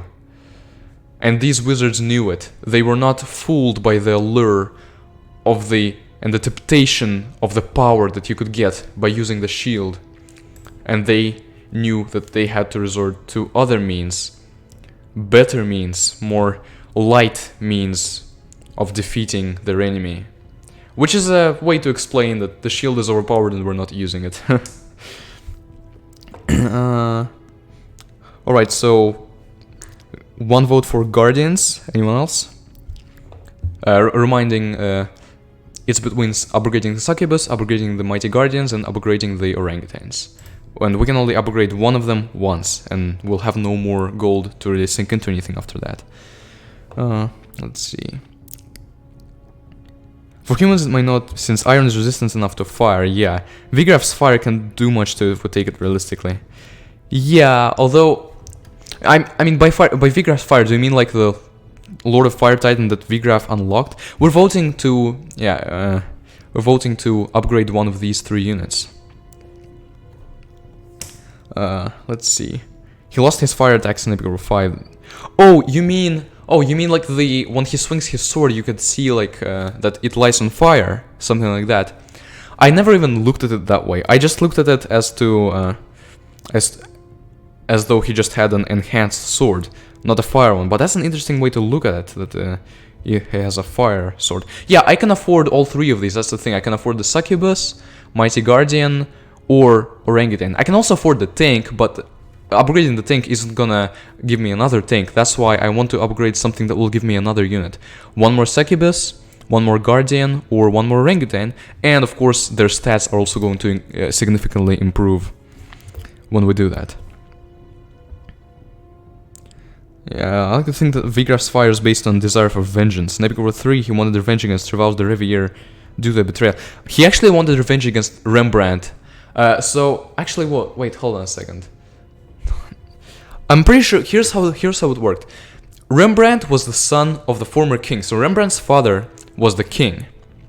And then Trevals betrayed, not betrayed, but Trevals started the rebellion against Rembrandt's father, and in that time, Vigraf's father betrayed Rembrandt's father. And so, the rebellion plus that betrayal kind of destabilized the nation, and so factions were created, Vigraf's faction and Rembrandt's faction, as well as of course the original rebels led by Trevals. So Rembrandt wants to get revenge against Vigraf because Vigraf's father betrayed Rembrandt's father, and then they both want to stop the rebellion by Trevals, and then the other people are just there to take over land, or in Grimtooth's case, take over humanity. Right. In Epic 4, he wants revenge against the Iron Horse, yeah. Okay, we have 1 vote for the Succubus and 1 vote for the Mighty Guardian. Okay, 30. Okay, so the population improves by 33% and the attack improves by 50%. The population improves by 25% and the attack improves by less than 50. So, I think since there's a vote for each of them, and overall the Succubi get a more significant improvement from this. I think I'm going to upgrade the Succubi now. Also, their attacks are going to probably be able to get some bombers in the air, so I think that can be useful. And now we go on? Actually no, now I drink tea. I made a whole freaking large cup of tea for this stream, but I've never even started in it. And my throat's under a lot of strain now.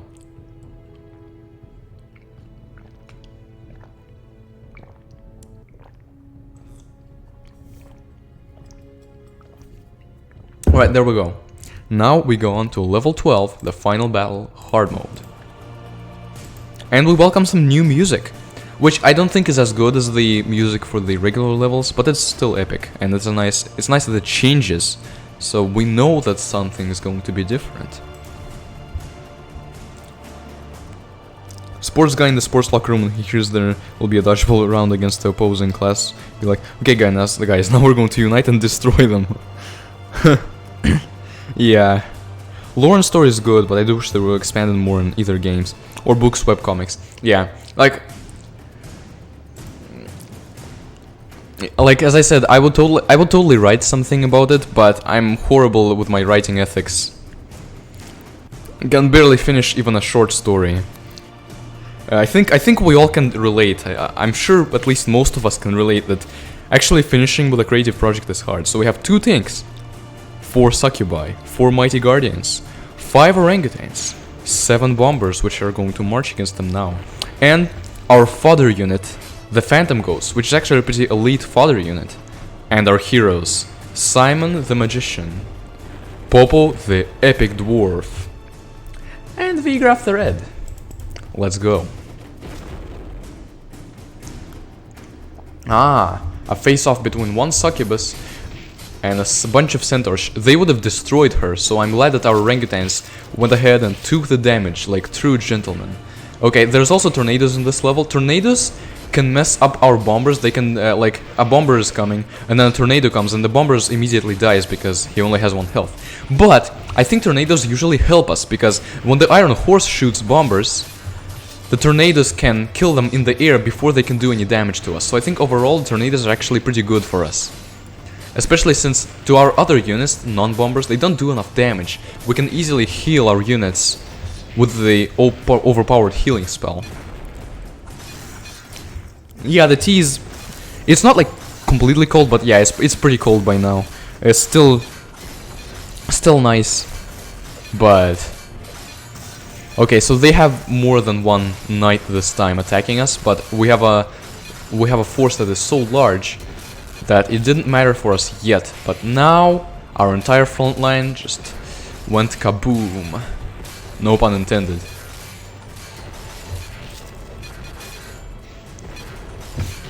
And I'm actually trying to, at least, I don't know what I'm trying to do. Like, the wiser choice would surely be to... The wiser choice would surely be to retreat and make it so that we do a lot of damage to the Iron Horse, but I'm actually triggering a horn. There we go. I triggered a horn, and the horn is a bunch more knights. And now we'll destroy them, so we won't have to worry about them again. I actually remember that once when I played, I underestimated this level, and the knights actually made me lose because I didn't have enough to kill them. And they just kind of waltzed over and destroyed my base. Berserk and arrows against the knights. That didn't do a lot of damage to the knights, wow.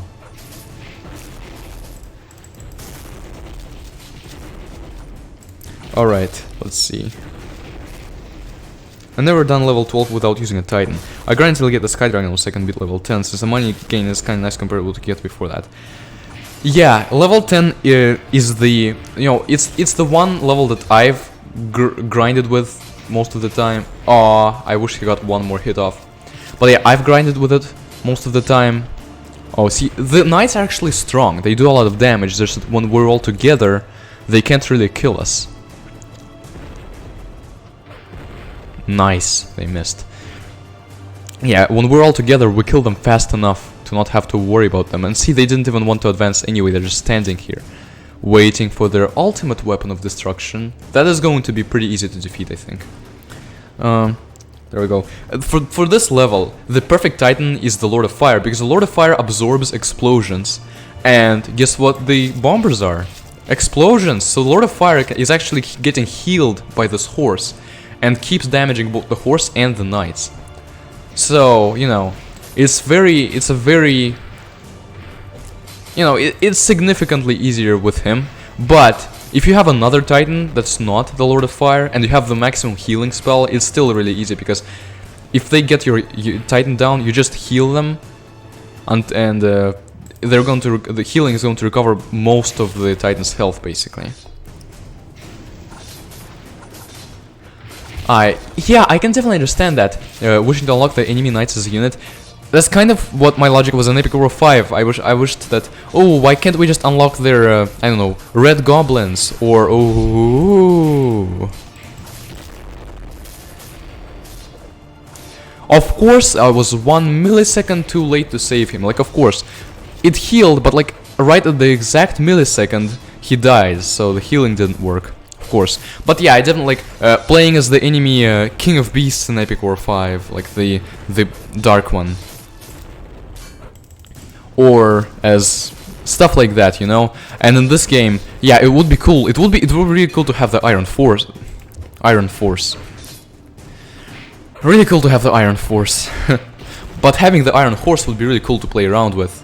And the enemy knights and maybe the red goblins, maybe the black goblins, you know? Not as something we get for the main game, but like after we've beaten the entire game, we could get them and play around with them. It's just something that wasn't in the scope of the main game, arrows, because arrows are going to kill most of them in the air. Yeah, it wasn't the main scope of the game, so I guess they just decided not to really add it. Yeah, all titans cost 1,000 to unlock. Not 1,000, 100,000. Sorry. So it's gonna be a while, but still, these hard levels, they do give a lot of money. So if we just save up for a couple missions, we will be able to get one pretty easily. But let's see.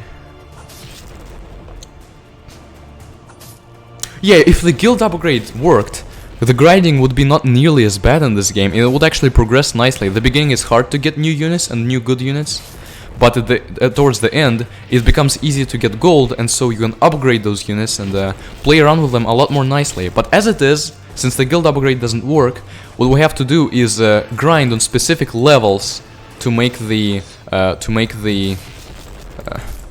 curve, the money gain curve, actually make sense.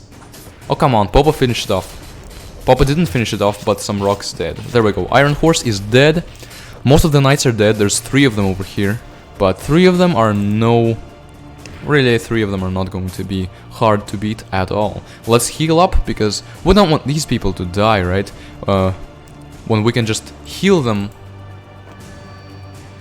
And that's it. See, all of them have full health now, because we don't nearly have a unit with enough health to not get healed by like a several, I don't know, like 6,000 or 7,500 health. Yeah. So now I'm pretty sure we can just march over there and slaughter them all. Even though we still have one of the tanks missing and one of the succubi. But that's okay. I find it weird they introduce environment hazards like Tornado until this stage, only have them on the other extra stages. I think the reason they do that is to make the stage look more epic. I can actually understand, like, ooh, there's tornadoes on this one, it's actually something serious is about to happen. I can understand that. Especially since normal stages are generally meant for... us when we're just starting the game, and in like in epic stages and some one specific bad hard stage, they introduce epic units. I think it's good that they reserve epic units just for epic stages and one hard stage, but it would be better if it reserved it just for the epic stages. And then the environmental hazards just for like stages with this music. Okay, I don't know how to describe it. I guess late game stages that have this music, and many of them have environmental hazards. I like this progression. Also, look who's back, the Iron Horse, but this time I don't think we need to kill it. Okay, you know what? Fine, we'll kill it because it's gonna give us a lot of money. Fine, but like we could have easily just destroyed the castle right there. See, it hit our units and it hit their units, so it's kinda nice. Oh, come on, he's gonna hit Popo. Nope, he didn't. Bombers, go ahead and distract that guy. He's still trying to hit us, wow. There we go. That actually missed. Wow, Bombers, you're so bad. Okay, now we're all attacking. Okay, that was a miss for an understandable reason, because these knights are fast. It makes sense that they can dodge a bomb. Alright, let's attack immediately, because I want us to have a head start, so that killing this horse doesn't take as much time. We'll save up full mana and then use Rage and Berserk and destroy them.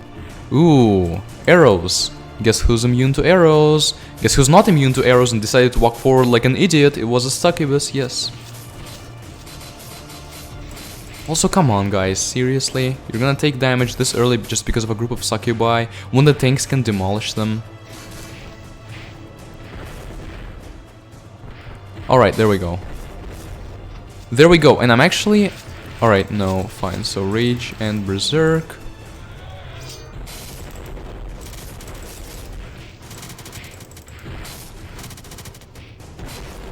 That did decent damage, but not as much as it would have to the dragon. Oh, and tanks are dead because I sent them in first. Guys, everyone needs to go forward now. I really wish that some of our large group of bombers actually hit those knights, because now they killed both of our actually good heroes. That's okay, because we're still going to immediately, not immediately, but pretty quickly destroy their castle. once we get done with this. Actually, yeah, we'll immediately destroy the castle. We'll quickly kill the horse. And I'm saving up for more magic just so I can finish the horse off with yet more arrow spells. Arrows are really good against large enemies. Enemies that have a large hitbox so that they can be hit by many arrows. That, okay, the Phantom Ghost, so much damage. One just snuck in there and the bombers don't notice it. And it's doing so much damage, which is really, really nice and sweet. Yeah, the Phantom Ghosts are really good, even though they don't have a lot of health, but they're really good.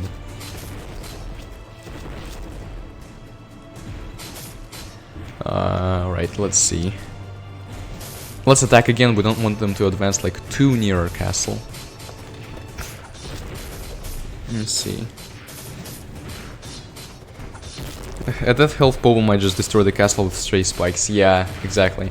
That would be bad though if it happened, because if it happened before we destroyed the horse, we wouldn't get the money for killing the horse.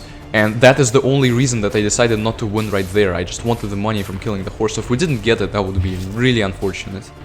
Also, see, they're actually fighting us off really effectively now. With their... They're actually hitting the castle now. And if it wasn't for our magic, I would be worried.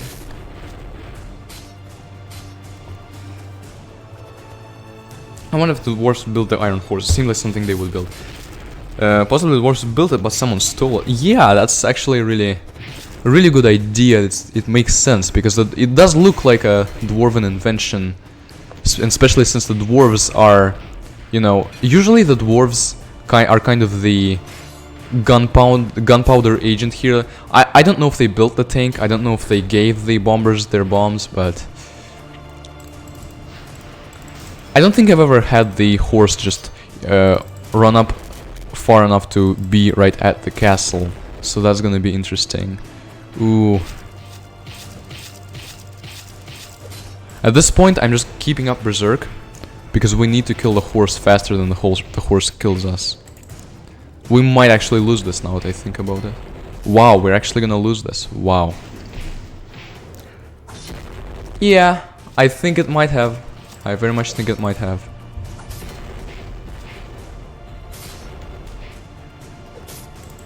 Because without our heroes, we're not gonna have enough units to destroy them. At least Popo is still there, and he's killing some bombers in the air. Okay, Berserk. Because Popo needs to finish this. Popo is the only one who can finish this. Okay, we might have it. We might have it. Might is the keyword. No.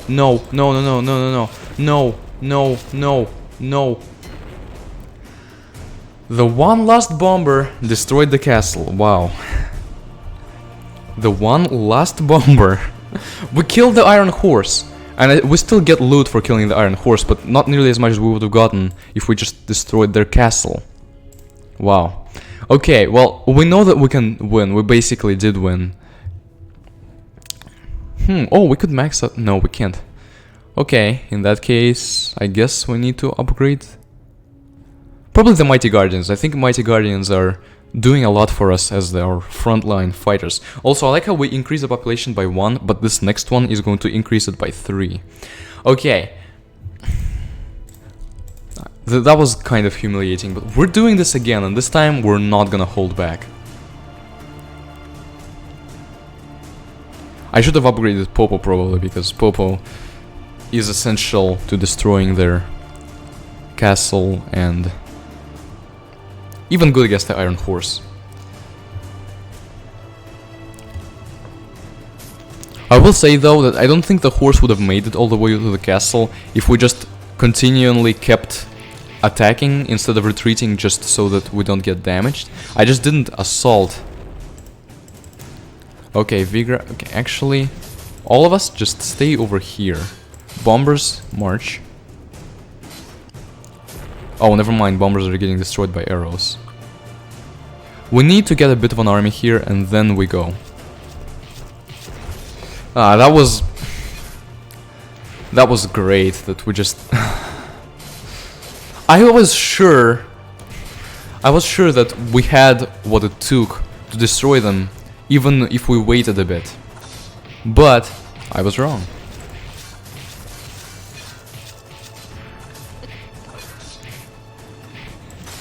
This time we're just not gonna let the second horse do anything.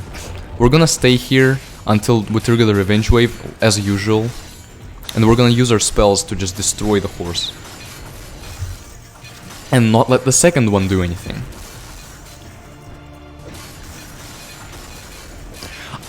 Imagine if that's how it actually ended, if Vigraf destroyed the horse and destroyed all of their enemy elite warriors, and he had the one chance to destroy evil forever. But he got overconfident and decided to hold back and get more money from this, I don't know, I guess pillage the enemy pillage the enemy cities and warriors, and then a second horse came. And the overconfidence of Vigraf cost him the war. The war was lost to the mighty iron horses. Doesn't that sound like something Vigraf would do? Also, I said we're not gonna have to fight the second horse. We didn't even have to fight the first one. Nice. This was the opposite of what happened last time. And we didn't get a ton of loot, but we still got a lot of gold in total. Enough to... We could upgrade the succubus right here. We could also max out the mighty guardians, and I think that's the better thing to do, because we only get one more succubus. Although the attack is going to be much better here. I'm not even considering the orangutans right now, because they're not helping as much. I think I'd buy the... Probably the Mighty Guardian, yeah.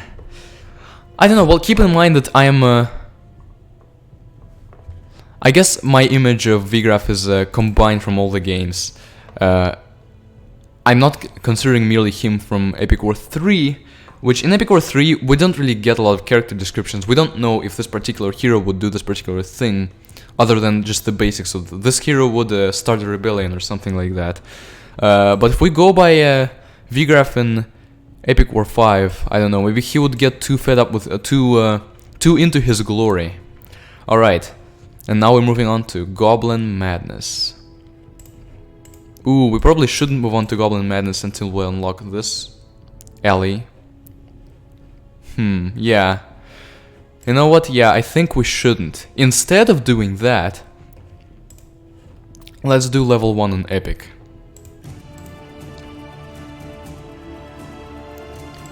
We didn't get an ending at all in Epic War 3. It was just, you won, congrats.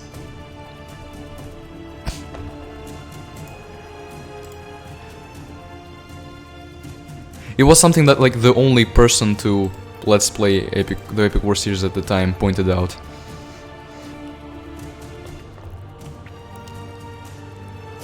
Alright, so Epic mode of level 1.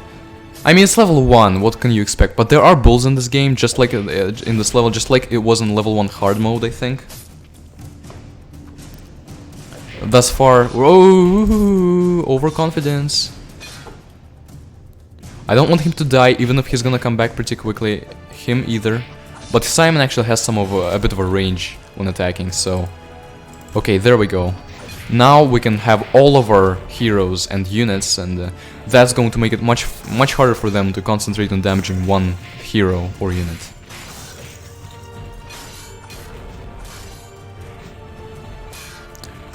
Yeah, Epic War 3 was the second least story-based game, because there were actually heroes, and they actually had even maybe a bit of a purpose to them, but, you know, otherwise it's just basically nothing. So it's almost as bad as literally nothing, which is what we got in Epic War 1. Okay, so the first Revenge Wave had bulls, the next one had succubi. Let's fall back, because I think we might beat the level 2 quickly, otherwise. Oh, and it started lagging because of all those bulls. Okay, we do need the bombers to distract them, because we don't want one of our heroes dying or anything. Bombers I thought were fast. Okay, there we go. There they are. And see, they can do actually a lot of damage. There we go. So this is another epic unit. The epic unit of the first epic stage, and you know, we'll be seeing more of this in the epic stages, but this is still pretty unique. And I'm pretty sure she just killed Vigraf. Yeah.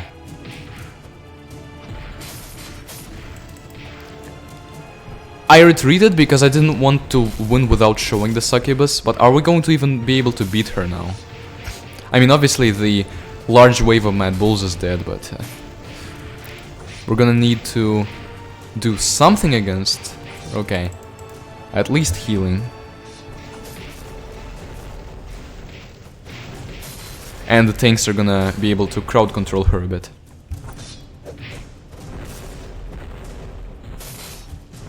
Huh.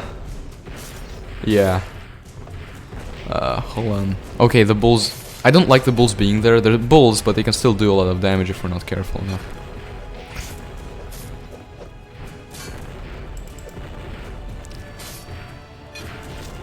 Yeah, Yeah, I think the bomber just prevented her from attacking. That was great. And now we can keep stunning her, hopefully. I really hope we can. Yes, yes. And we're fighting our way back to the castle. And once we're at the castle, even if we like eventually stop being able to stun her, I'm pretty sure we're still gonna be able to win this. Yeah, this is the kind of things that we'll expect from epic stages, or at least some, because some epic stages just have a lot of units. They didn't put the effort into making a unique opponent for all epic stages. Oh yeah, the Sky Dragon, Wood Crusher. Also, I think the Angel, because the Angel is just as strong to magic as the is just as strong to magic as the dragon. So we didn't get a lot of gold for that, understandably. Level 2 on epic, probably easier than level 1 on epic. Let's see.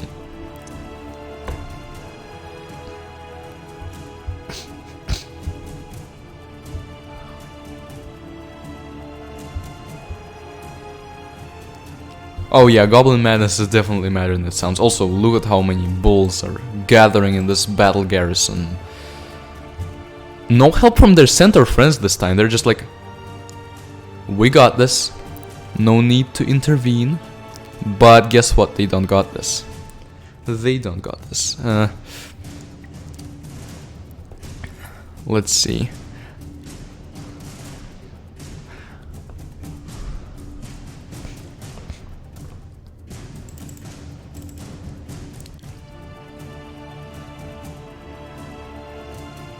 There's only Mad Bulls, but yeah, we'll see. Like, there can be a lot of them, but if we have the means to crowd control them, it's fine. Now, of course, you guys already know that there are giant Mad Bulls in this one, which are a bit more giant than the regular Mad Bulls, but manageable. Okay, manageable, but also the healing spell is going to help us a lot here, because they do a lot of damage to the hero, and they don't get knocked up into the air by bombers, tanks, or succubi.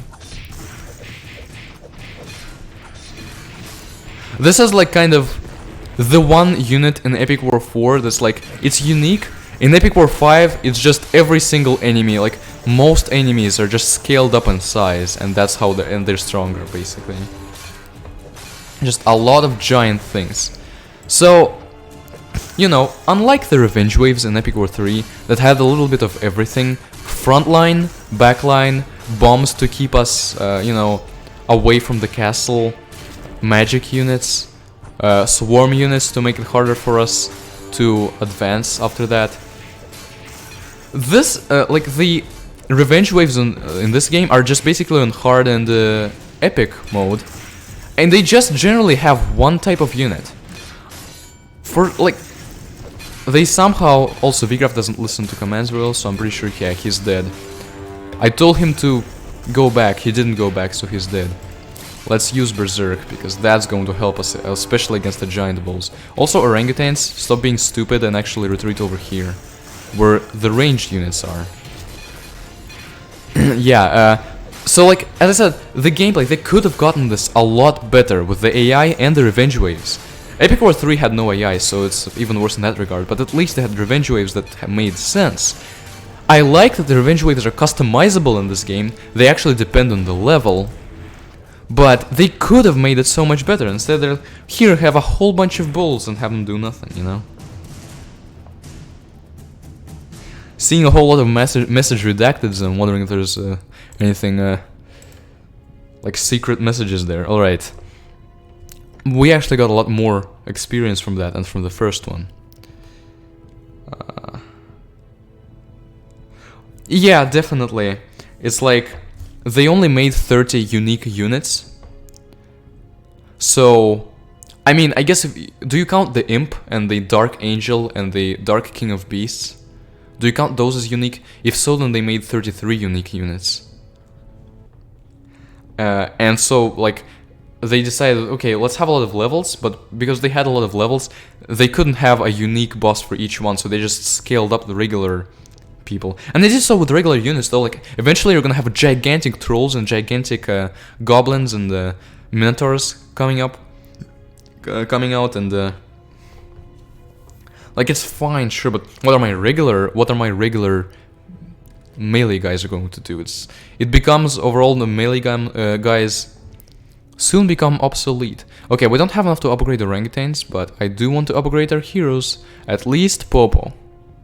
Oh, now that we upgraded the hero to level 3, we unlock this path. So let's get Cassandra the Queen, who is another hero, and I will of course show her. Simon is also on level 1, so it's not going to be much of a downgrade. We'll get the Forest Hunters too. Time Stop is a slightly worse version of the shield.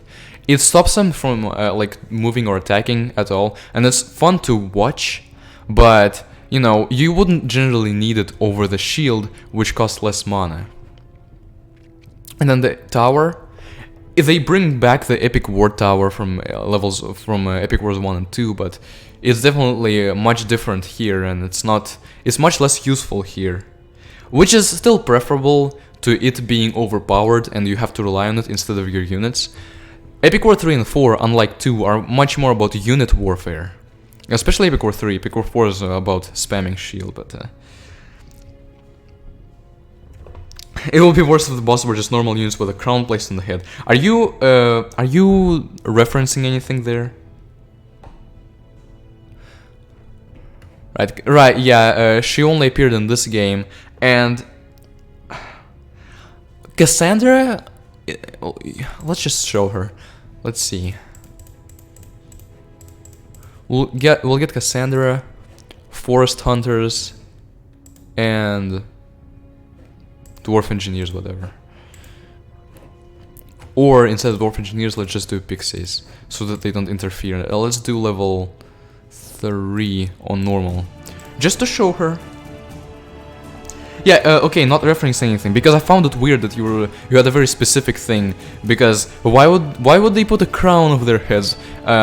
At least intuitively, if someone is large, we assume that they're stronger, and yeah, it makes intuitive sense for them to be stronger. Oh, killing the dragon slowly. Yeah, because of the AI that doesn't really work in this game, they'll just stand there and you can shoot at them as much as you want. Right, so here's Cassandra, and so that first arrow was from the Forest Hunter, but she shoots 3 arrows and they stun enemies. At least they stun the regular enemies. I mean the enemies that are... Pixies are coming up way too far there. They stun the small enemies like the Dwarf Engineers. I don't know if they'll stun the Mighty Guardian. Let's see. They do stun the Phantom Ghosts. This is nice, but Cassandra has no crowd... Cassandra is the one hero with no crowd control capacity. So 3 units being stunned is nice, but not only is I'm pretty sure she can't really stun large units, but also she can only hit 3 at a time and doesn't do a lot of damage to them. She's one of the worst units. She's like Simon levels of not being very good. She and Simon are like the 2 heroes that I just don't use if I can avoid it. I will get... I mean, I seek to upgrade and max out everything in the game eventually, I will get the 5th hero. It's not a large priority, but I do like the 5th hero more than the 4th and more than Simon too. I don't think we'll get her in this stream. I don't know, personally, I would usually not spoil anything. Fall back.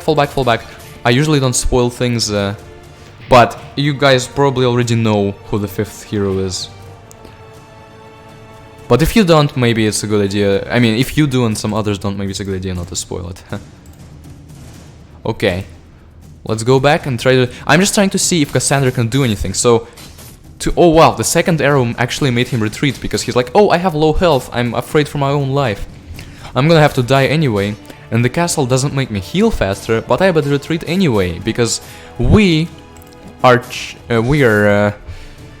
wusses in this game. We, the enemies, are very much wusses.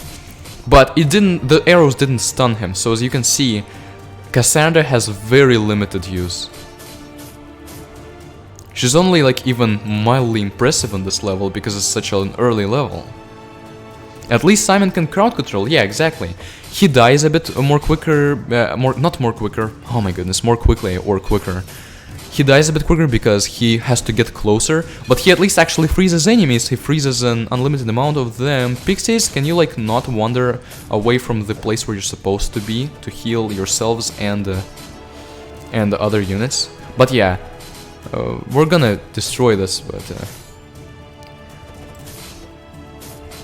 really not impressive, so...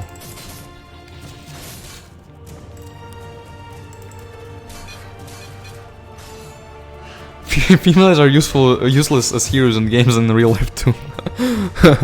I don't know, the 5th... Hold on. Like, the queen in the 5th game is not useless, she has regeneration. Saves you the need to bring vampires.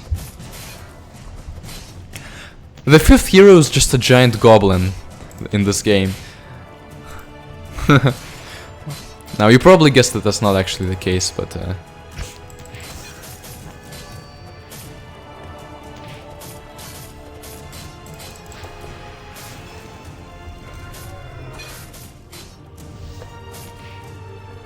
yeah. For the Phantom King with a crown and a cape would have been an interesting titan if he had something like a double strike and or a magic sword. A double strike that's like stunned people and sent everyone backwards and had ranged units not actually advance while they could stand in the back. That would be a cool idea. Okay, she did stun, so she can stun, it's just rare. Oh, I forgot that the pixies are actually immune to magic, so it can be useful to bring them forward. Ooh, nice. The ice didn't do a lot of damage to the Mighty Guardian. I'm pretty sure the Mighty Guardian was strong against magic, but the arrows annihilated him. Also, guys, I think there's no need to go that far, because the phantoms can actually hurt you, so just retreat. Hey, Pixie, why are you not retreating? There we go. Well, what would you define as a hero in real life? Like, what are the criteria for being a hero? I guess in real life we call heroes, we call people who, like, do great deeds, who, like, save people and stuff like that, heroes. But in games it's different. In games, heroes are just the more, they're stronger versions of regular humans or whatever, just regular inhabitants of the world.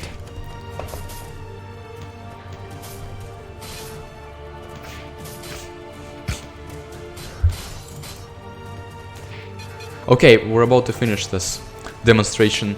Like, if Popo was here, this would have been much easier, and Vigraf would have crowd controlled a lot better. So, I don't really like Cassandra. Well, I don't usually find the pixies useful. Now, keep in mind that, like, the healing spell scaled a lot, so maybe the pixies will too.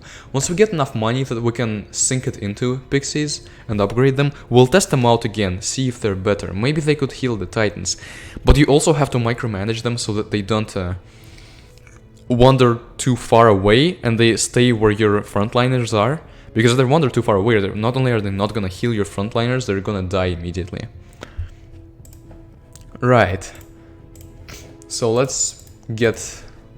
Like, Simon versus Cassandra, I'm not sure. I think Simon is still probably better. Cassandra does have more health, which is interesting because, you know, I guess she's a human.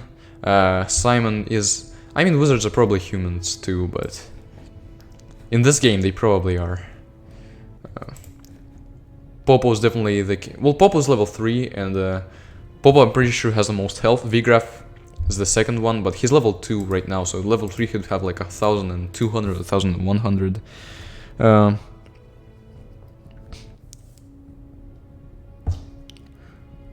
So you're saying that they can be useful in the max level, so that you wouldn't have to heal as much with your spells. That would be nice.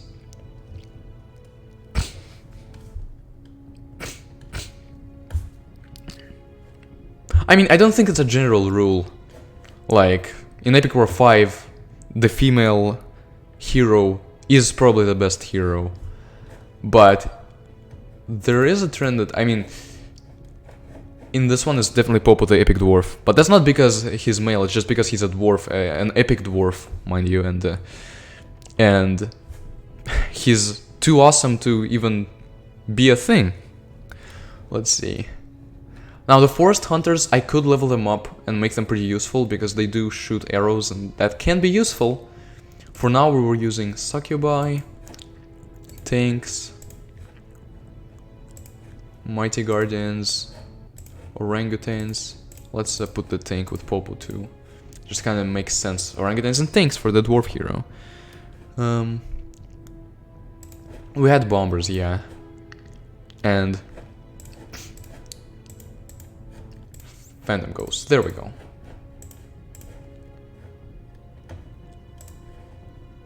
Epic, Mighty Cavalier. Alright. I have not played Life is Strange. Have you? What are your experiences with it? Welcome back, Powerhouser. How is Skull Knight the best hero? Like, objectively, how is he the best hero? I definitely think that the best hero is the one with regeneration, because it allows us to use the units we want to use, other than vampires and then the rest of the units that we want to use.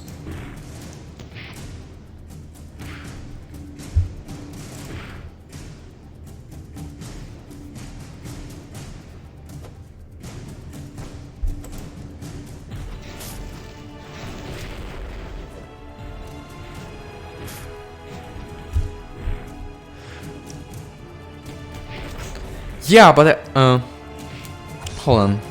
T.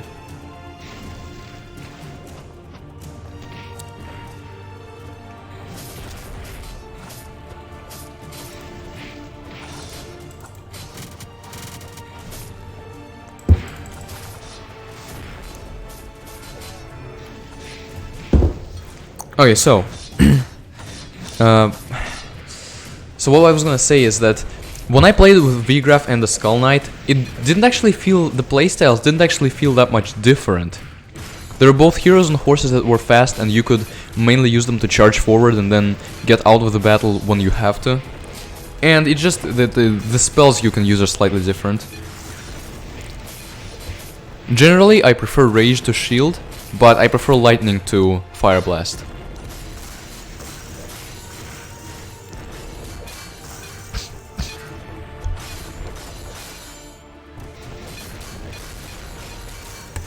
Keep in mind that burning enemies is pretty useless, just like poison. Poison and burn are pretty useless status attacks in Epic War 5. Launching enemies in the air, I will admit that launching enemies in the air does make them useless for longer than just stunning them with lightning. But lightning also spans a larger area, and that's usually where it's useful. So that's why I prefer lightning to not fast enough. And even more of them. Okay, that was a bad time to use that because the Succubi just threw them all in the air. Interestingly enough, I thought we'd have to retreat, but my army is actually doing pretty well against them with all the crowd control. That I will not understand. They sent a bunch of enemy heroes against, like, this is the hero equivalent. They sent them when it's just supposed to be mighty cavaliers, which is weird. And I mean, I don't mind the fact that there's more units than just one on screen, but it's inconsistent because for other levels they actually fall back. For other levels in this game,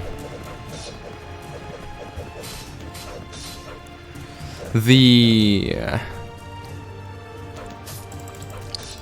just send like one unit in the revenge wave, so that was weird. The reason I fell back is that I want to get the loot for killing all of these before the castle dies. Oh, a Phoenix spell would be really useful here. But Phoenix, I don't know if Phoenix spell is as good in this game as it is in Epic War 3. Maybe it scales and becomes really good by the end, but is not particularly good at the beginning. Alright. So, yeah, back to the Viggraf versus Skull Knight discussion. Volcano... Right, Volcano, rage for mowing down larger units, and Castle lasts forever. Yeah, I will admit that Castle is better than Wall, because you can wait infinitely. So, yeah, so mana is generally not a problem. So generally, you can build 4 castles instead of 4 walls, and they provide you with better defense, you'll just have to be more patient. So yeah, I'll give you that. Castle is better than Wall generally, and I prefer Rage to Shield. But I do not prefer Volcano, I prefer the other 2 heroes' attacks, like damage spells. And Skull Knight doesn't have regeneration. And also, about the attack carrying... Was that... Did they just... Okay, I forgot that they still had Centaurs and Phantom Ghosts. I for some reason thought it would be just Mighty Guardians on this level. But yeah... The attack carrying forward... the attack carrying Viggraf forward, in my experience, that actually was more of a good thing than a bad thing, because like at the beginning of the game, where Viggraf was still my main unit, he could actually avoid boss attacks, like the Beast Rider. It would be really hard for the enemy Beast Rider to hit Viggraf, because Viggraf would just dodge the attack by going forward and backwards while attacking. So I think that's actually not a bad thing. So that's why I think, as hero, Skull Knight is probably the second best, but barely. He's not significantly better than Viggraf. The Queen is significantly better than both of them, but it's not like it's not like it's hard to beat Epic War 5 even with the weakest hero. There's no hero that's so weak that you can't beat them or anything. Alright, time to put an end to this. Charge forward and Berserk. What was that? That one Dwarf Engineer just took so much punishment, wow. Okay. Life is Strange is a game experience that will stay with you for life, and you better believe me. I've heard this, it was an emotional sort of game, I'm pretty sure. So I might check it out, you know. Dwarf and Orangutans retreat. Actually, Tank don't retreat yet. The reason I just want to kill most of them. You know, whatever. At this point, these few aren't going to provide us with enough experience to be worth it. So just kill all of them and attack and destroy the castle. All right. I'll say Lightning is better. Skull Knight is also resistant to Slash, aka Beast Thing. Beast King. Wait, Beast... What do you mean Beast King? What Beast King? The king... Because the King of Beasts is Strike. You mean the Lord of Hell, or...? The Meteor spell out of the damage spells is great because like it's a late game damage spell. It's one of the late game damage spells, and the other Tornado is just useless, so... The Meteor is good, but, you know, the early game damage spells such as Lightning, the level 1 Volcanic, level 1, 2 or 3 or whatever, Volcanic Blast, and Ice Blast out of those, I prefer the ones that help crowd control. And Ice Blast is the best, I think, for crowd controlling. Lightning is the second best. Fire is the worst. Alright, yeah. In all games it's sin. Okay, well, yeah, now, in Epic War 5... Alright, yeah, if we just consider the damage spells, we don't consider spells such as utility spells like Berserk, Shield, stuff like that, then I will say that the Meteor is probably the best spell in all of the games it's in. Epic War, now, there is a contender in Epic War 3, and that contender is the Phoenix spell. The Phoenix spell is really useful and is maybe, possibly better than the Meteor spell. But in Epic War 4 and 5, I do think that that's the best damage spell. Epic War 4 has the most badass Meteor, and we will get it sometime soon, so looking forward to that. Let's see. I want to upgrade the Orangutan next to max them out, and max out the Succubi as well. So I'm not gonna buy anything just yet. Let's see, level 4. Spearmasters on Epic. Alright. Tornado in Epic War 5. Yeah, personally, I thought it cost way too much mana because it didn't seem to do a lot of damage or crowd control very well. So I was like, why does it cost this much? So I think Necromancers would be great additions to the Epic War universe. Well, possibly. I'm not sure about that because, I think, yes, I think you're right. The only caveat here is that something good about the Epic War universe is that, as I said, maybe the developers just kind of mix and match from other universes. Maybe most of it is not original, but a lot of the units, you know, based on that it is an Epic War game and it has a pretty unique world. If we add just things that all worlds have, it will make it less unique.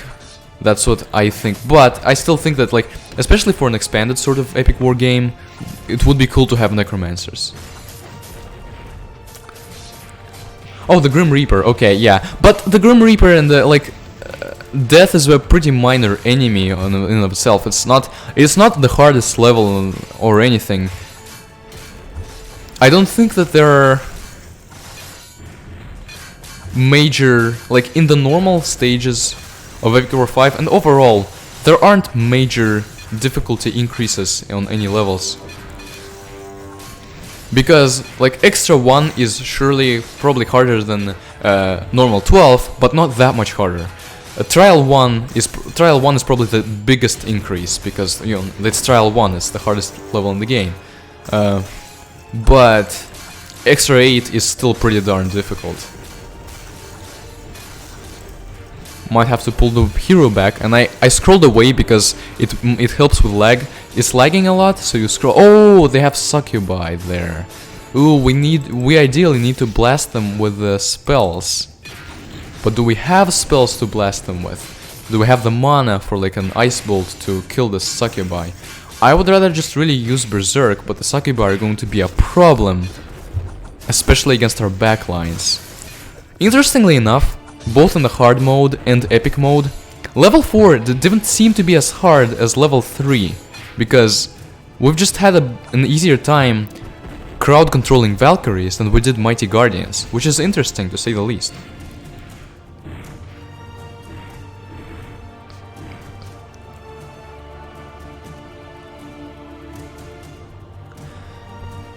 And we didn't get as much money. We could have gotten more if we retreated, but I don't think it was necessary. So, I mean, Succubi are definitely contributing more, but we don't have enough for them yet, so let's upgrade the orangutans. They're now at population 6, and they have quite a bit of health and attack, but I don't know, they're not amazing units by any means. Lord of Hell was Slash. T can be great. I can relate to you so much, especially when I'm streaming, of course. It soothes the throat a lot.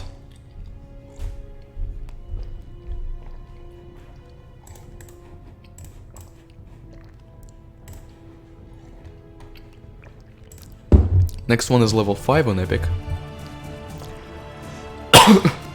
And after we max out the Succubus, it will be time to finally max out the tank, because the 3 tanks, each of which deals a lot of damage, is going to be amazing. And the tanks were, by the way, there are cases in which they're really good, like against Sylphs and in the Magic Army in general. Overall, they're just good units in this game. There were also good units in Epic War 3, but in this game they're more specialized. In Epic War 3, they're good units because they're a general purpose crowd control unit. Here they kinda are. Crowd control is more iffy because there's not as many enemies on screen, but the tanks are also immune to arrows, and they can be great against enemies that are weak to explosions, so that still makes them really good. Epic War 5 tanks just suck, yeah. And Epic War 2 cannons just have a completely different purpose than the tanks in the other games. So, I don't think this is gonna be that hard either. We'll get a lot of Yetis, surely. I don't remember. Yetis might be weak to magic, but I don't remember exactly. Maybe they're weak to arrows. Okay. Vigraf, stay away. Or die. Either one is fine.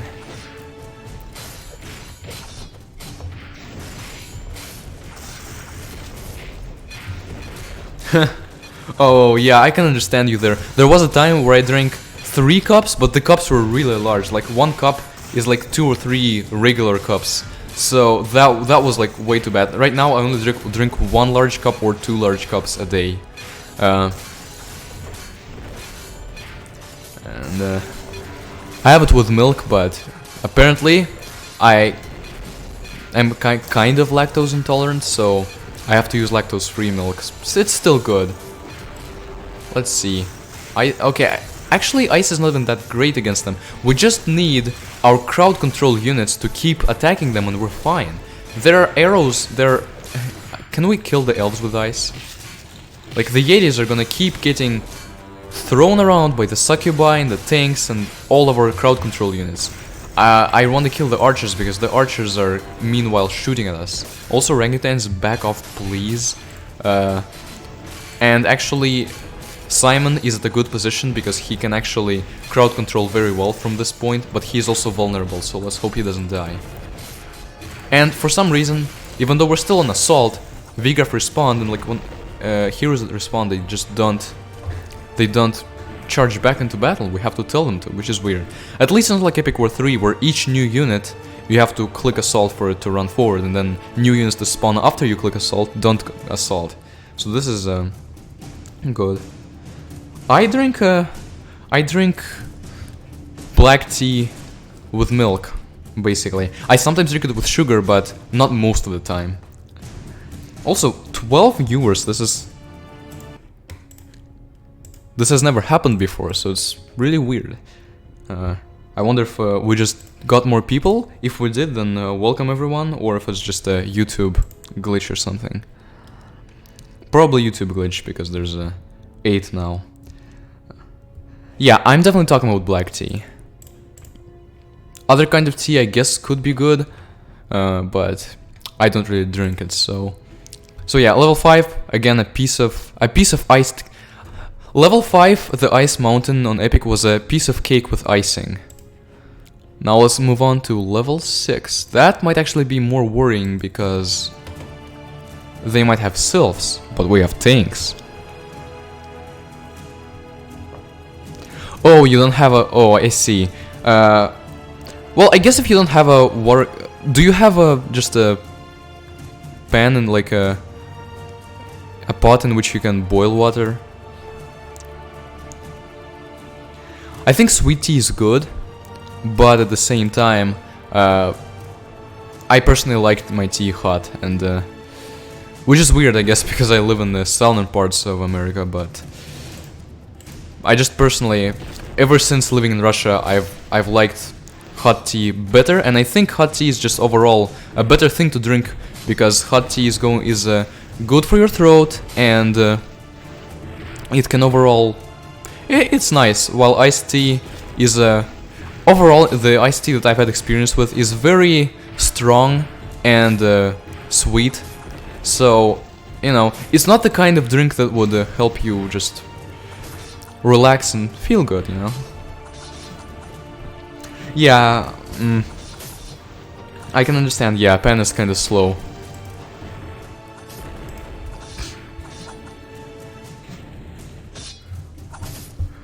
Wait, I just scrolled up. Hold on. Metals, yes, you have yours with 2 tablespoons of sugar. And that's where, are we talking about like a regular sized cup there? Because if we are, that is a lot of sugar. I like how I just saved those phantoms.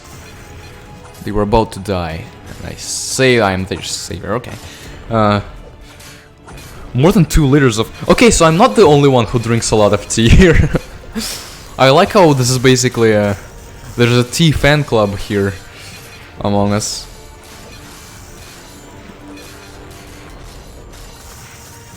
Okay, level 8 was ice cream. Oh, why was level 8 ice cream?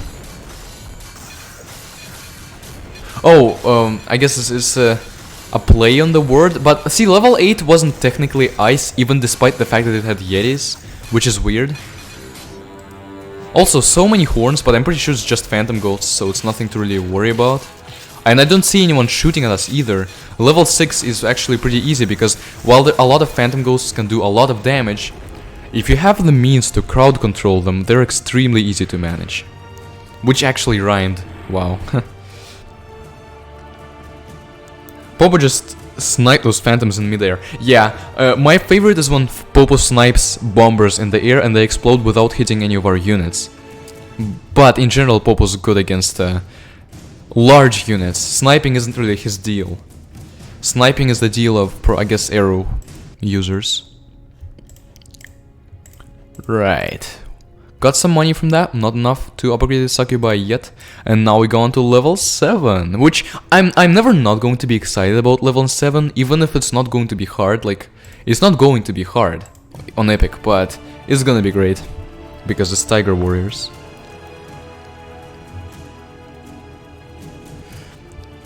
Hot teas is generally more European and Asian thing anyway. Americans do prefer their sweets. Yeah, that's about right.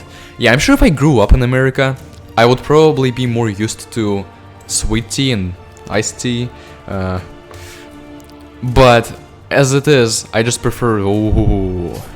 I just prefer to drink hot tea and add sugar to it whenever I want to. Like, that's not a problem, but I don't like it cold and strong and stuff like that. Oh, Simon is already almost dead. They're gonna destroy Simon. Simon, you should just stay... Even though Simon is magical, he is going to be good against the crowd controlling them. But at the same time, they're also gonna be really good against him, so he's gonna be really vulnerable. We'll wait for more of our units to come, and then we'll bring our 2 heroes back. About now, yeah, there we go. So this is going to be just Tiger Warriors. And while they're not hard to manage... Wow, he actually stayed alive, wow. I thought he was dead right there and then because I managed him correctly. But there's a large group of tigers and I need to use the Ice Blast here because I'm pretty sure they're weak to magic and it's going to destroy them once Revenge Waves come. And then the Succubi are also going to manage them really well. We don't have arrow units, but I think Popo's spikes actually count as arrows. I remember that because Popo's spikes bounced off of the Earth Dragon. And since, well, we know the Earth Dragon is immune to arrows, so I guess those spikes are arrows then. Which is weird because Popo's damage type says explode. But, I mean, I'm sure this explosion doesn't damage anyone, it's only the spikes that do, so that's really weird. Also, orangutans, you're taking so much unnecessary damage, it's ridiculous. So, there was a horn. We used ice. They didn't die completely, but it definitely helped manage them very well, very effectively. Right, okay. I drink milk with 2.5 tablespoons and on an 0.5 liter, man, my goodness. A liter, okay, no, it's not litter with 2 T's. Whatever.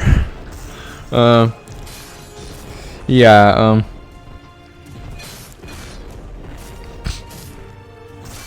you pour some cold water to hot tea because you want to drink it immediately. I can get that. Personally, milk does it for me, like, I pour a bit of milk and it almost immediately becomes viable to drink, so that's how I deal with that. I'm not sure if adding water is I'm not sure if adding water is the, you know, the right thing to do. Even though I'm not like an expert on tea or anything, I'm not looking for those delicate flavors that tea experts might know about. No, it's just regular black tea for me, but I'm just in the habit of adding milk and not water.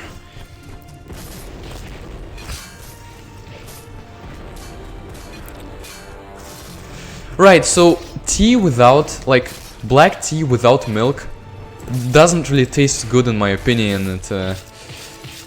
It's hard to drink like, you'd have to add sugar or milk or both for it to taste good. Also, those spikes, see, Popo is great because like some of his shots, they're in the castle and all of the spikes hit the castle, and it does immense amounts of damage. But yeah, not hard. But we did get to see the unit that from now on we'll only get to see on our side. Once we unlock them, of course. Let's see. Tastes okay. Eye of the War Tiger.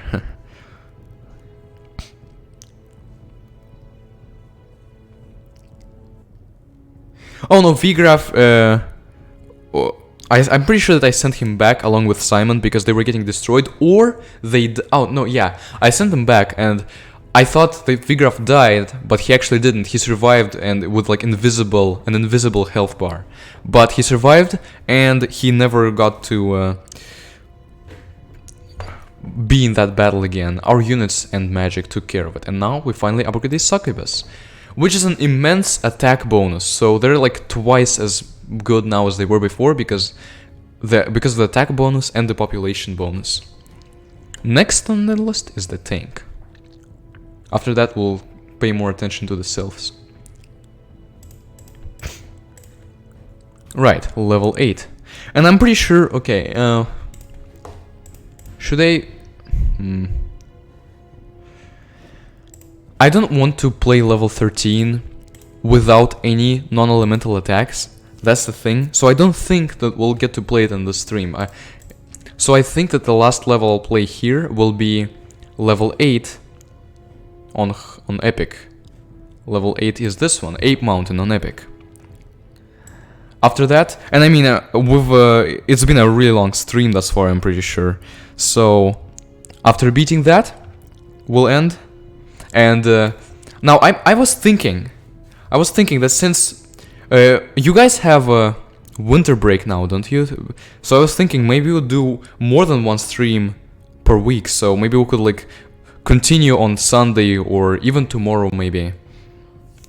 Or if we should just stick to a regular schedule. So I'm trying to decide that. Right.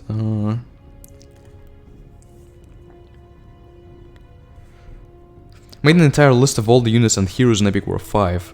Their stats and skills are all included. That's nice. It can be useful if we just want to compare stats without having to go into the game and upgrade until we know all their skills. So yeah, that's really nice. So Ape Mountain on Epic. Yeah, I can relate sometimes. It's getting late, but why go to sleep when we can just stay and keep doing what we're doing, you know? And then of course it bites me in the back later, especially when I have school or well, college in my case, but right now winter break is helping with that, so...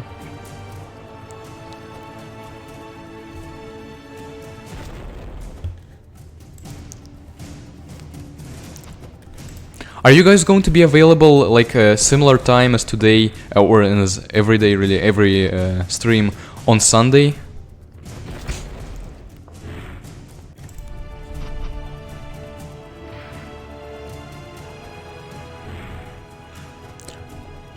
The fifth hero is the end of one of those, like the green branch. One of the ends of it has the last hero. And we will get to it soon. We actually have some exciting stuff to unlock even before that.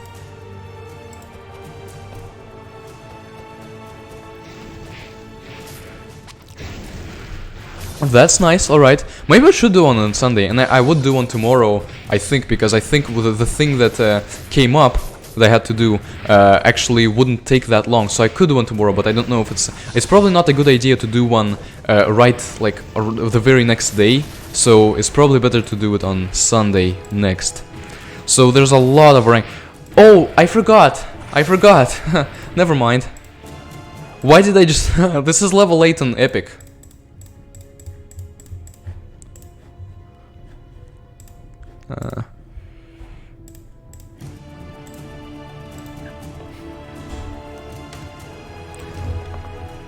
I love this one.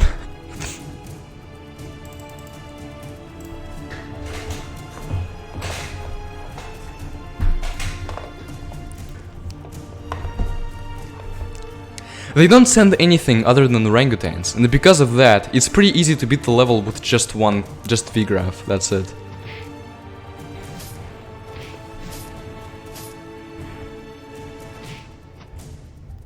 Now we need to get him into position, but once he's in position, the rocks are not going to hurt him for most of the time. Let's destroy this one.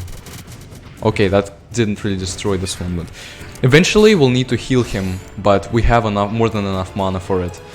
So I kind of love this level. It's like this level is probably one of the biggest difficulty curves in the entire game on normal, and on Epic it's a joke.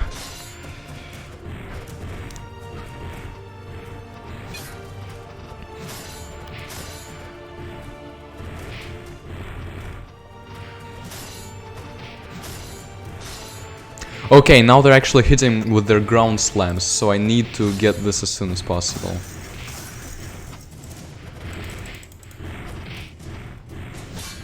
Okay, please. Okay, I wasn't quick enough, darn it. Okay, I wanted to do it with just VGraph to show that this can be done, and trust me, I did it with just him. And because they only send orangutans, and they have no melee damage... Like, see, this is what I'm talking about. Imagine a war game like this. A balanced army, a good army with balanced composition will have melee units, ranged units, units of different types of attacks. You know, smart things. And in this game, the Epic is just, let's have a whole bunch of one unit, because that's a great idea.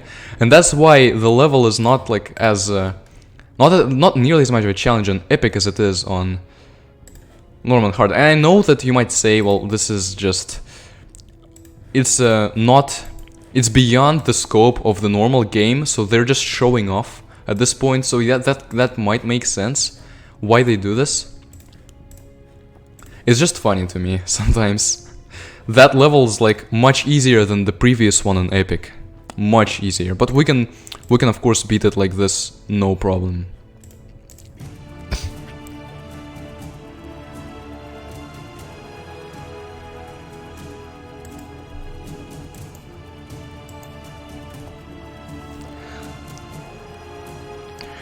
The ice tower is not a tower unique to the enemy, and I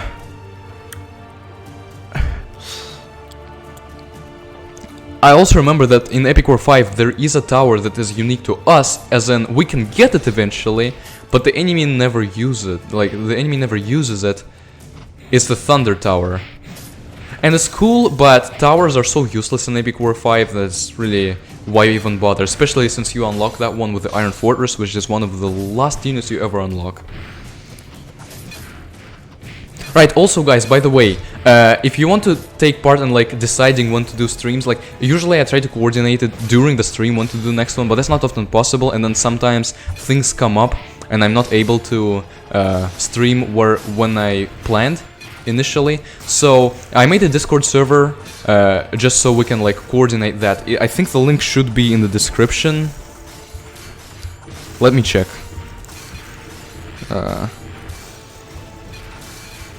Yeah, the link is in the description, so like you can join that and not only help decide and like get notified about when these streams can take place, but also even decide what to play, because we will soon finish Epic War, oh my goodness, that's so many rocks. It just annihilated... I don't know, it didn't annihilate the dwarf, but the dwarf is almost dead. That was funny to see. After we finish the Epic War series, which we will very soon finish, what next to play, you know? So, if you guys are there and like, say what you would like, oh my goodness, say what you would like to see, that would greatly help in deciding, you know, what people want. Also, it just destroyed oh my goodness, this is funny. It even lags because of the number of rocks. It destroyed everything in this range, but these people are safe, because the rocks just can't hit them. So yeah, that's another reason why this level is a joke. It's both really powerful, because see, nothing survived, and a joke, you see? Oh, yeah. So it does sound like the music. Alright, I think the music died because the game has, like, logically, this is something that I remember doing in my games, that to make it so that there's never an overwhelming amount of sounds, I limit, like, the sound number to 30 or something, the number of sounds that can be played at the same time. So, you know, if, like, 100 sounds we're about to play, only 30 of them do, so that it's not, it doesn't become overwhelming to the listener. Maybe they included the music as one of the sounds, and so when the time came to loop it, they were like, okay, we already have too many sounds playing, so we can't play the music. And I know that this is a stretch, it's probably not something most developers would do, but it's not out of the realm of impossibility, or I mean possibility. Alright, just join the server, alright, thank you, looking forward to see you there, yeah. We want to see Flight, oh right, the game, alright. I was getting rocked there. Also, got a decent chunk of gold, but not enough to upgrade the epic tank. I wonder if we can say screw level 9 and just do level 10 on epic. Because I can't do level 9 on epic yet because I don't have the required units. But maybe I can do level 10 on epic, let's see. Dragon Lair on epic. Also tea, because my throat is going to die if not for tea.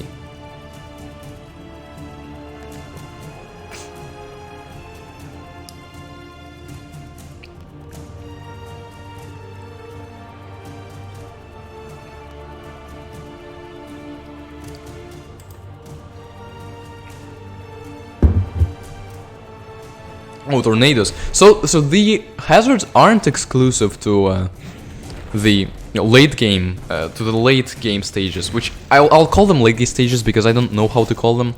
But yeah, the tornadoes also appear on the epic, or at least on some of the epic stages. This one does look like a fitting one because, you know, with all these titans that are going to appear, it makes sense that there's tornadoes around and everything is in chaos, but they don't care and stuff like that. So, see, this is what sets apart Epic War 4 from Epic War 3, and despite Epic War 4's more unfortunate gameplay issues, makes it my favorite. You know, if it wasn't for this kind of stuff, the world of Epic War 4 is actually interesting, and despite it doesn't tell you much about it, there's not a lot of lore behind it, and sometimes things do seem random, but it actually feels like a real world with many different places. Each place has a history behind it, it has its unique properties, and, you know, you go into a new place apprehensively. Epic War 3 didn't have that, it was just a battle, and it was really standard. The battle never changed, it was just one battle, like one type of battle, and then there was the Cave of Trial 5, which is the only different type of battle. Okay, let's retreat, actually. Okay, retreat now, but then assault again. Because we need to start hitting the titans. So yeah, you know, that makes the game a lot more immersive and fun to explore than Epic War 3, so despite... I think Epic War 3 has a slight edge in gameplay, but overall I like Epic War 4 more.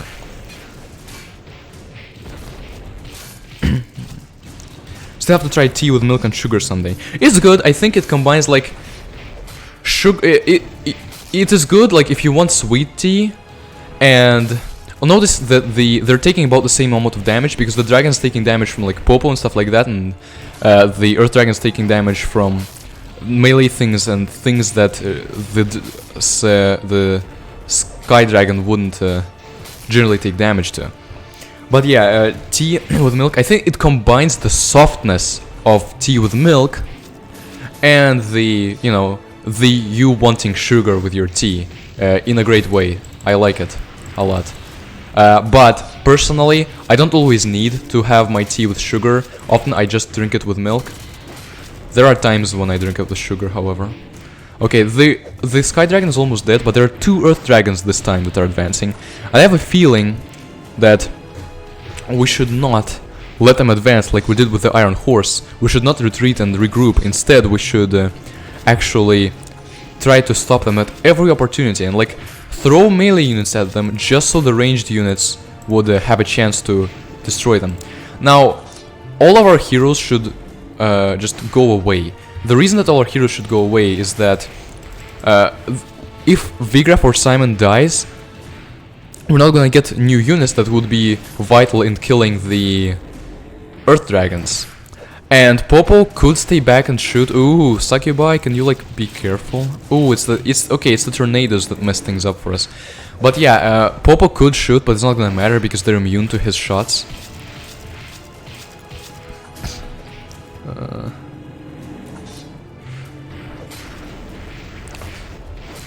Alright, let's see. Unhealthy. I don't know. Do you think that milk and sugar sounds unhealthy? I don't know, because keep in mind that milkshakes have milk and sugar. They are unhealthy, yes, but they're not out of their... Oh my goodness, there's another one. See? Okay. If the game was more aggressive than this, if the AI was more aggressive, they would probably win this right here, right now. But no, just as a Sky Dragon was coming to support the 2 Earth Dragons, one of them decided to retreat. And for some reason, not all of them, but just one of them. That's really weird. But also, it means that we're going to win this game, while we would have probably lost otherwise, you know?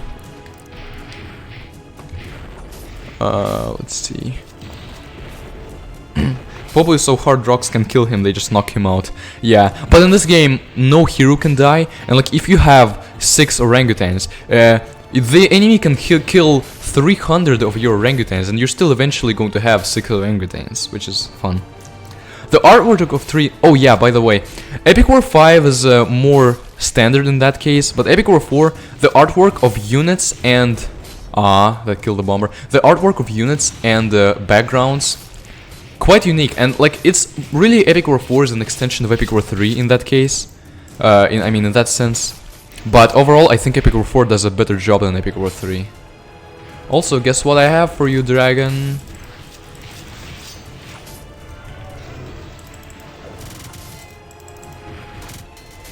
See, the arrows bounced off the Earth Dragon, and this thing... Oh, it didn't hit. But I'm waiting for the dwarf... For the Epic Dwarf to hit the Titan. See? Bounced off. And we could destroy the castle with the dwarf, even without destroying the Earth Dragon, really, but I don't want to do that because we will get a lot of money for killing the Earth Dragon. Alright. I like Epic War 5 because there's usually more than one way to play it and win. Yeah, I mean, the good thing about it is there's more than one way to play to... He can't make up his mind, he keeps advancing and retreating. But yeah, there is... the good part is there is more than one way to play to win. The bad part, there's too many ways to play to win. That's what that's how I see Epic War 5.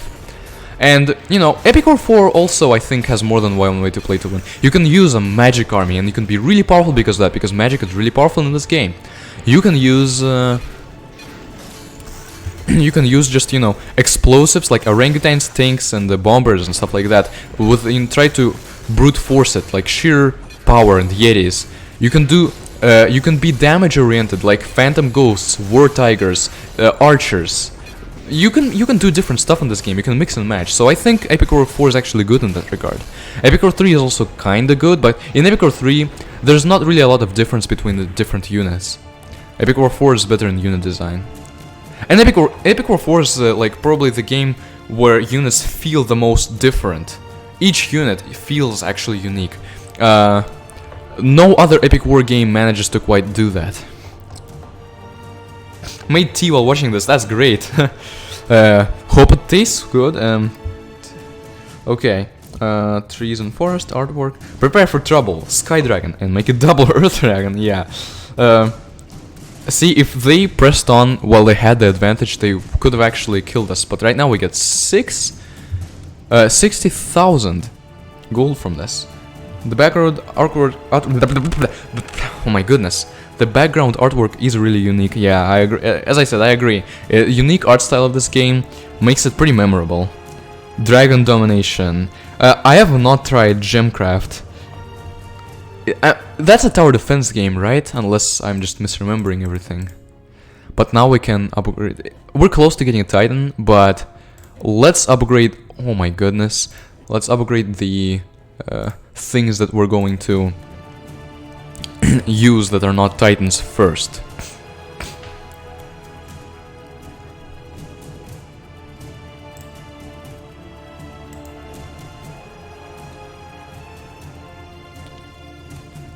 May have been a mistake though. I should have probably gotten the dragon just to beat level 13. I don't know. We'll have a lot of fun beating it next time, because the normal one isn't that hard, but it's still pretty hard, and then there's hard and epic versions of that, so you know. By the way, the reason that I started level 2 normal is that I almost had enough enough gold to level up the tank to the max, and I just need that experience.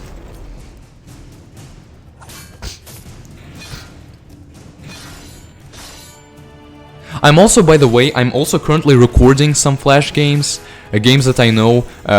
I'm recording them because, as you guys probably know, support for Flash is going to wane very soon in 2020, and I didn't even realize how soon that was. And I just wanted to make sure that, you know, there is a chance we may lose some of those games. I really hope, I just wanted to go through them before then, and I will be uploading those videos. So, just to let you guys know. But yeah, now we have enough to upgrade the epic tank. And now we have 3 of them, and they have 2000 health and 145 attack. This is the closest unit that we will get to a Titan. Like in Epic War 3, we had crystals that were like kind of Titans, but also kind of not. They had all the bad things about the Titans.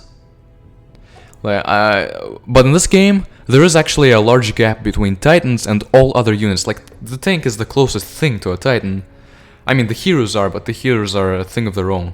But we can have 3 tanks and 2000 health, as opposed to 1 Sky Dragon with, well, a lot more health, because 11,000 is just a level 1 Sky Dragon.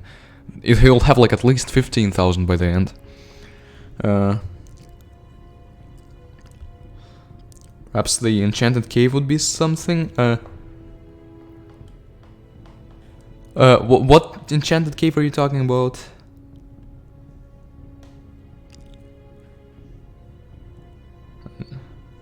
Just a bit confused. Yeah, Flash games, I think they've been a large part of the childhoods of many of us, and it's just, they're being disregarded for monetary reasons. I can understand why it may not be the best idea to like support them anymore, but we shouldn't just lose everything. And not just we as the players who played these games, the developers shouldn't like lose access to their games because of this. I think they can like export it to something different and make it work still, but many great games have developers that probably are inactive by now, like Epic War. Like they were pretty inactive for some reason. Like I don't know, they really weren't on Discord a lot lately, and ever really. Okay, a game called The Enchanted Cave. Okay, yeah, that would be, I'm sure it would be fun to try out. So that's where we're probably going to stop for now. We have an impressive armada already.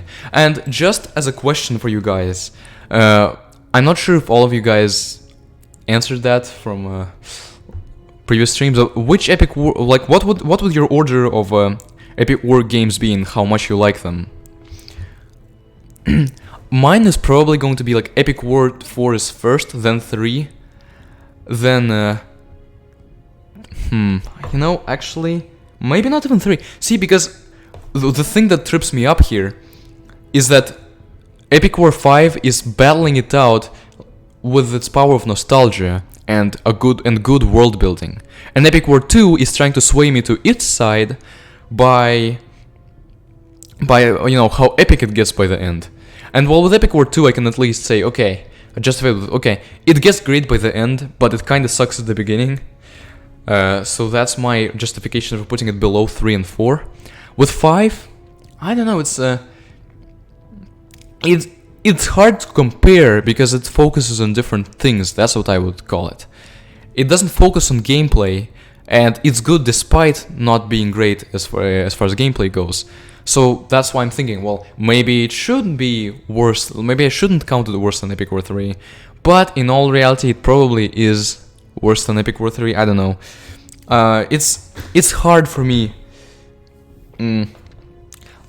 Like, beforehand, I was thinking that it was 4-3, 2-5-1. Then I thought it was 4-3, 2 and 5 would be fighting, like, 2 and 5 would be interchangeable, and then 1. And now I'm thinking it actually might be 4, then 5 and 3 are interchangeable, and then 2 and 1. So that's something interesting. It's like how nothing's really objective here. It's and some people said that, oh, the Epic War series deteriorated. The games are so great, then every new one was worse and worse. I absolutely disagree with that. I think Epic War 1 is like probably the worst Epic War game, or at least it's my least favorite. And while yes, Epic War 5 does have gameplay issues, it has things to compensate for it. And yeah, so I think 4 is probably my favorite, 1 is definitely my least favorite, and 2 comes after 1. And then 5, sometimes I like it more than 4, sometimes I like it less than 2. And it just fluctuates like this. Alright, so you guys, 5, 4, 3, 2, Saga 1, 6. Right, as far as Saga goes, I don't know if I can rank it against the original series, because it's just not the same. It has a different concept, it has different gameplay, it's overall more of a grinding sort of game.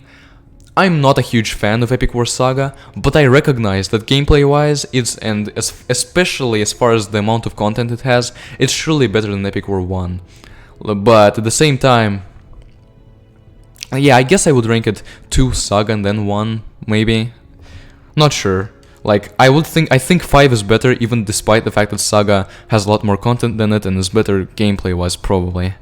I don't know.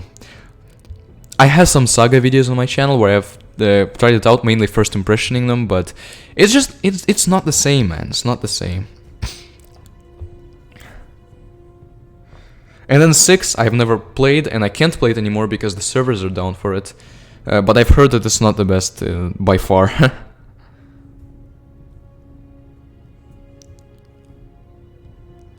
I've heard that it's interesting how you guys... Right, so Goman, it seems that so 3 is your favorite, and then for everyone else, 3 is actually towards the bottom of your list, which is interesting. Like, at least compared to 4 and 5. This is... Oh, and Legends I haven't played either, and I don't know if it works, but I'm pretty sure Legends is not in the same style, in the same genre as the other Epic War games. I'm mainly interested in this genre, you know?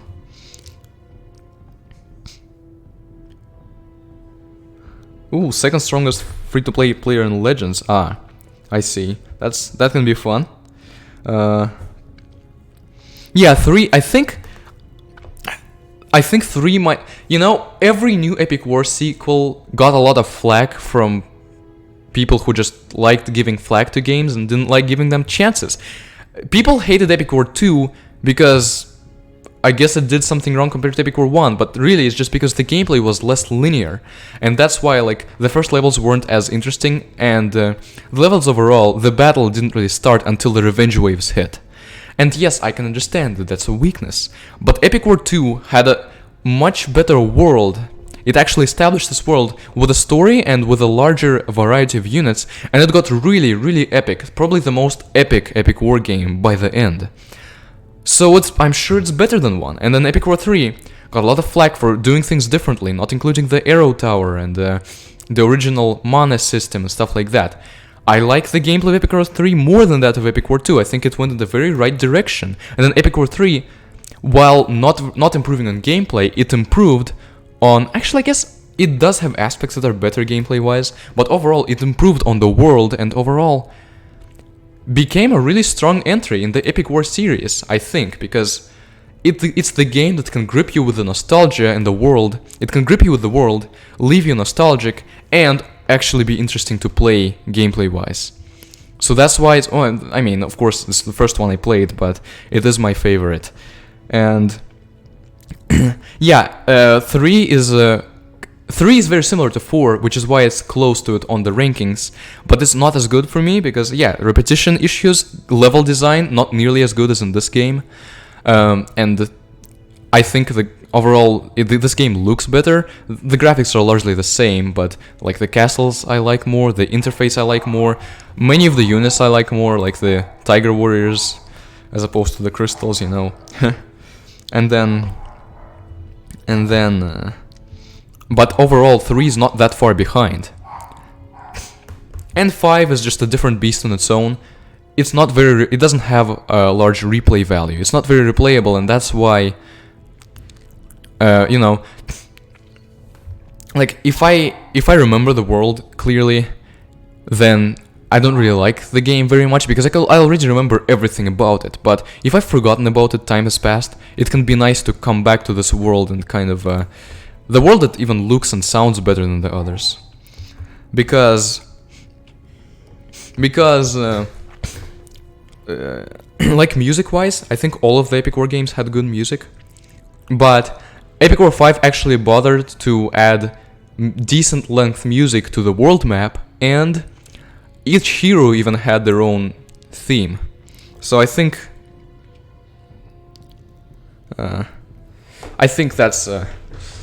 that's good. But so yeah, overall, Epic War 5 has a great style, but not as great as far as substance goes, and not as replayable. Epic War 2 gets epic by the end, and even its gameplay and graphics and stuff like that are great by the end, but it has a really slow start. And Epic War 3, yeah, it has an energetic feel to it, as in it's more of it's a game where we're fighting in fast-paced skirmishes. Fast-paced skirmishes is how I would describe this game. Epic War 4 takes a lot of the same mechanics, but makes it into an actually epic war, because instead of there being a crap ton of units on the screen, and that being, you know, the reason that the battles are hard or interesting, this game actually kind of, well, first of all, makes the levels different in design, which makes the world interesting and epic, and it also adds, you know, higher tier units like the Iron Horse and the Ball, you know, the epic goblins, instead of just throwing a lot of things at you. You know, there's titans, but there's also things that are worse than titans, you know? And that's overall why I think Epic War 4 is the best, even though some people disagree. And of course the shield, I just wish it wasn't there, because even though like I know not to use it, some people who play for the first time are probably gonna just use it and then make the experience worse for them, you know? Right. Trial 4 is a lot of fun in Epic War 3, yes, I agree. I wish the enemy used tanks on that level, because the enemy doesn't use tanks on any other level.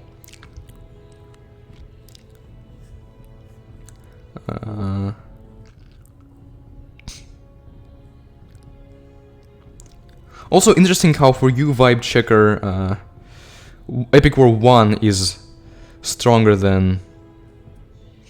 is better than Epic War 3. Mind clarifying why? Because just interesting, because I think that Epic War 1 Epic War 3 had more content and was overall interesting as far as gameplay goes.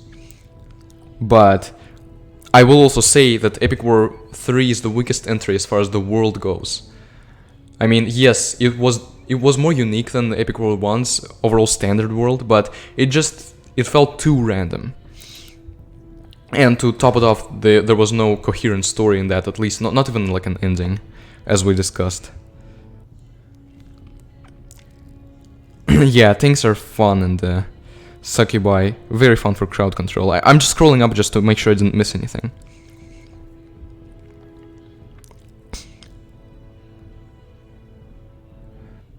Alright,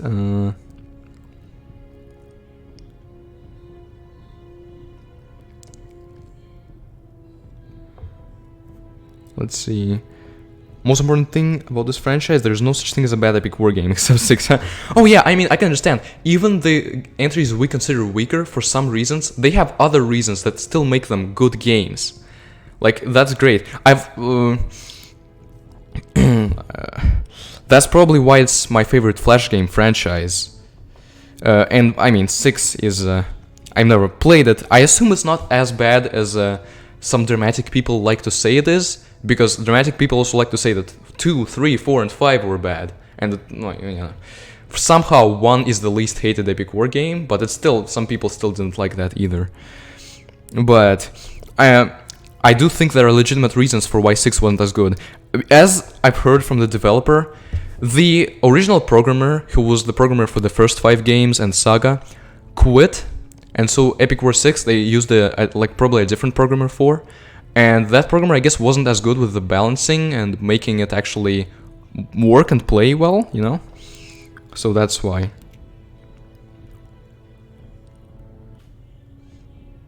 Yeah, Saga is just not my type of game. I understand why people like it, and I don't hate it at all. I've supported it when it came out, when it was relaunched, and I've gotten quite a bit into it. But overall, I just don't think it's personally for me the mechanics are good enough. I mean, like, I prefer to see an actual war going on instead of just, oh, with summoning units, they're killing other units, you know? It felt more sporadic in Epic Wars Saga. Right. Doesn't go much for me, don't know why. Yeah, I can understand that, because as far as the subconscious things go, like the world, everything that's not the gameplay, it's not that great. I mean, the music is good. Epic War 2 had like a dynamic music style in that the music changed depending on the map. I mean, not the map, but the state of the map. Like, if you had a lot of units, your music played, and then the enemy's music played. And that was nice, but that's because Epic War 2 really needed that. Epic War 3 didn't need such a dynamic music because everything was rather fast-paced. And so it only had... it had less loops, but they were, I think, also good quality. So I like the music there, and the art style, like... The art style is what paved the way for Epic War 4, and I do like both of them, with 4, liking 4 a bit more than 3 as far as the style goes. But yeah, it doesn't make, the world doesn't make a lot of sense, the levels are repetitive, so yes, the Epic War 3 does have weaknesses. Yeah, Goemon, basically, I can say the same about all Epic War games. I can mention a lot of things that I would improve and change about this particular Epic War game, but I still love it. Except, you know, the games that I would prefer to call not canon, aka Epic War 6, Epic War Saga, and Epic War Legends, but that's not saying they're bad games. It's just that there's a reason, one reason or another, that kind of sets them apart from the 5 main games.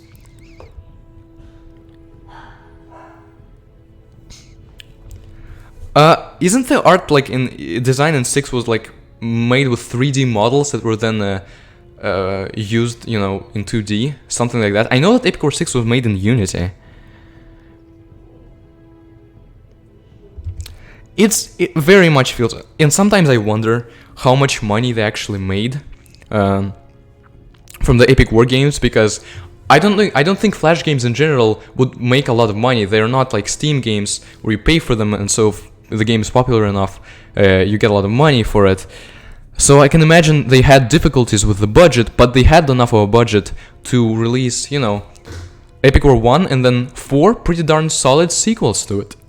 And then Saga, which I know is not my type, but it is a grand, you know, as far as the content goes. It has more content than any other Epic War game had.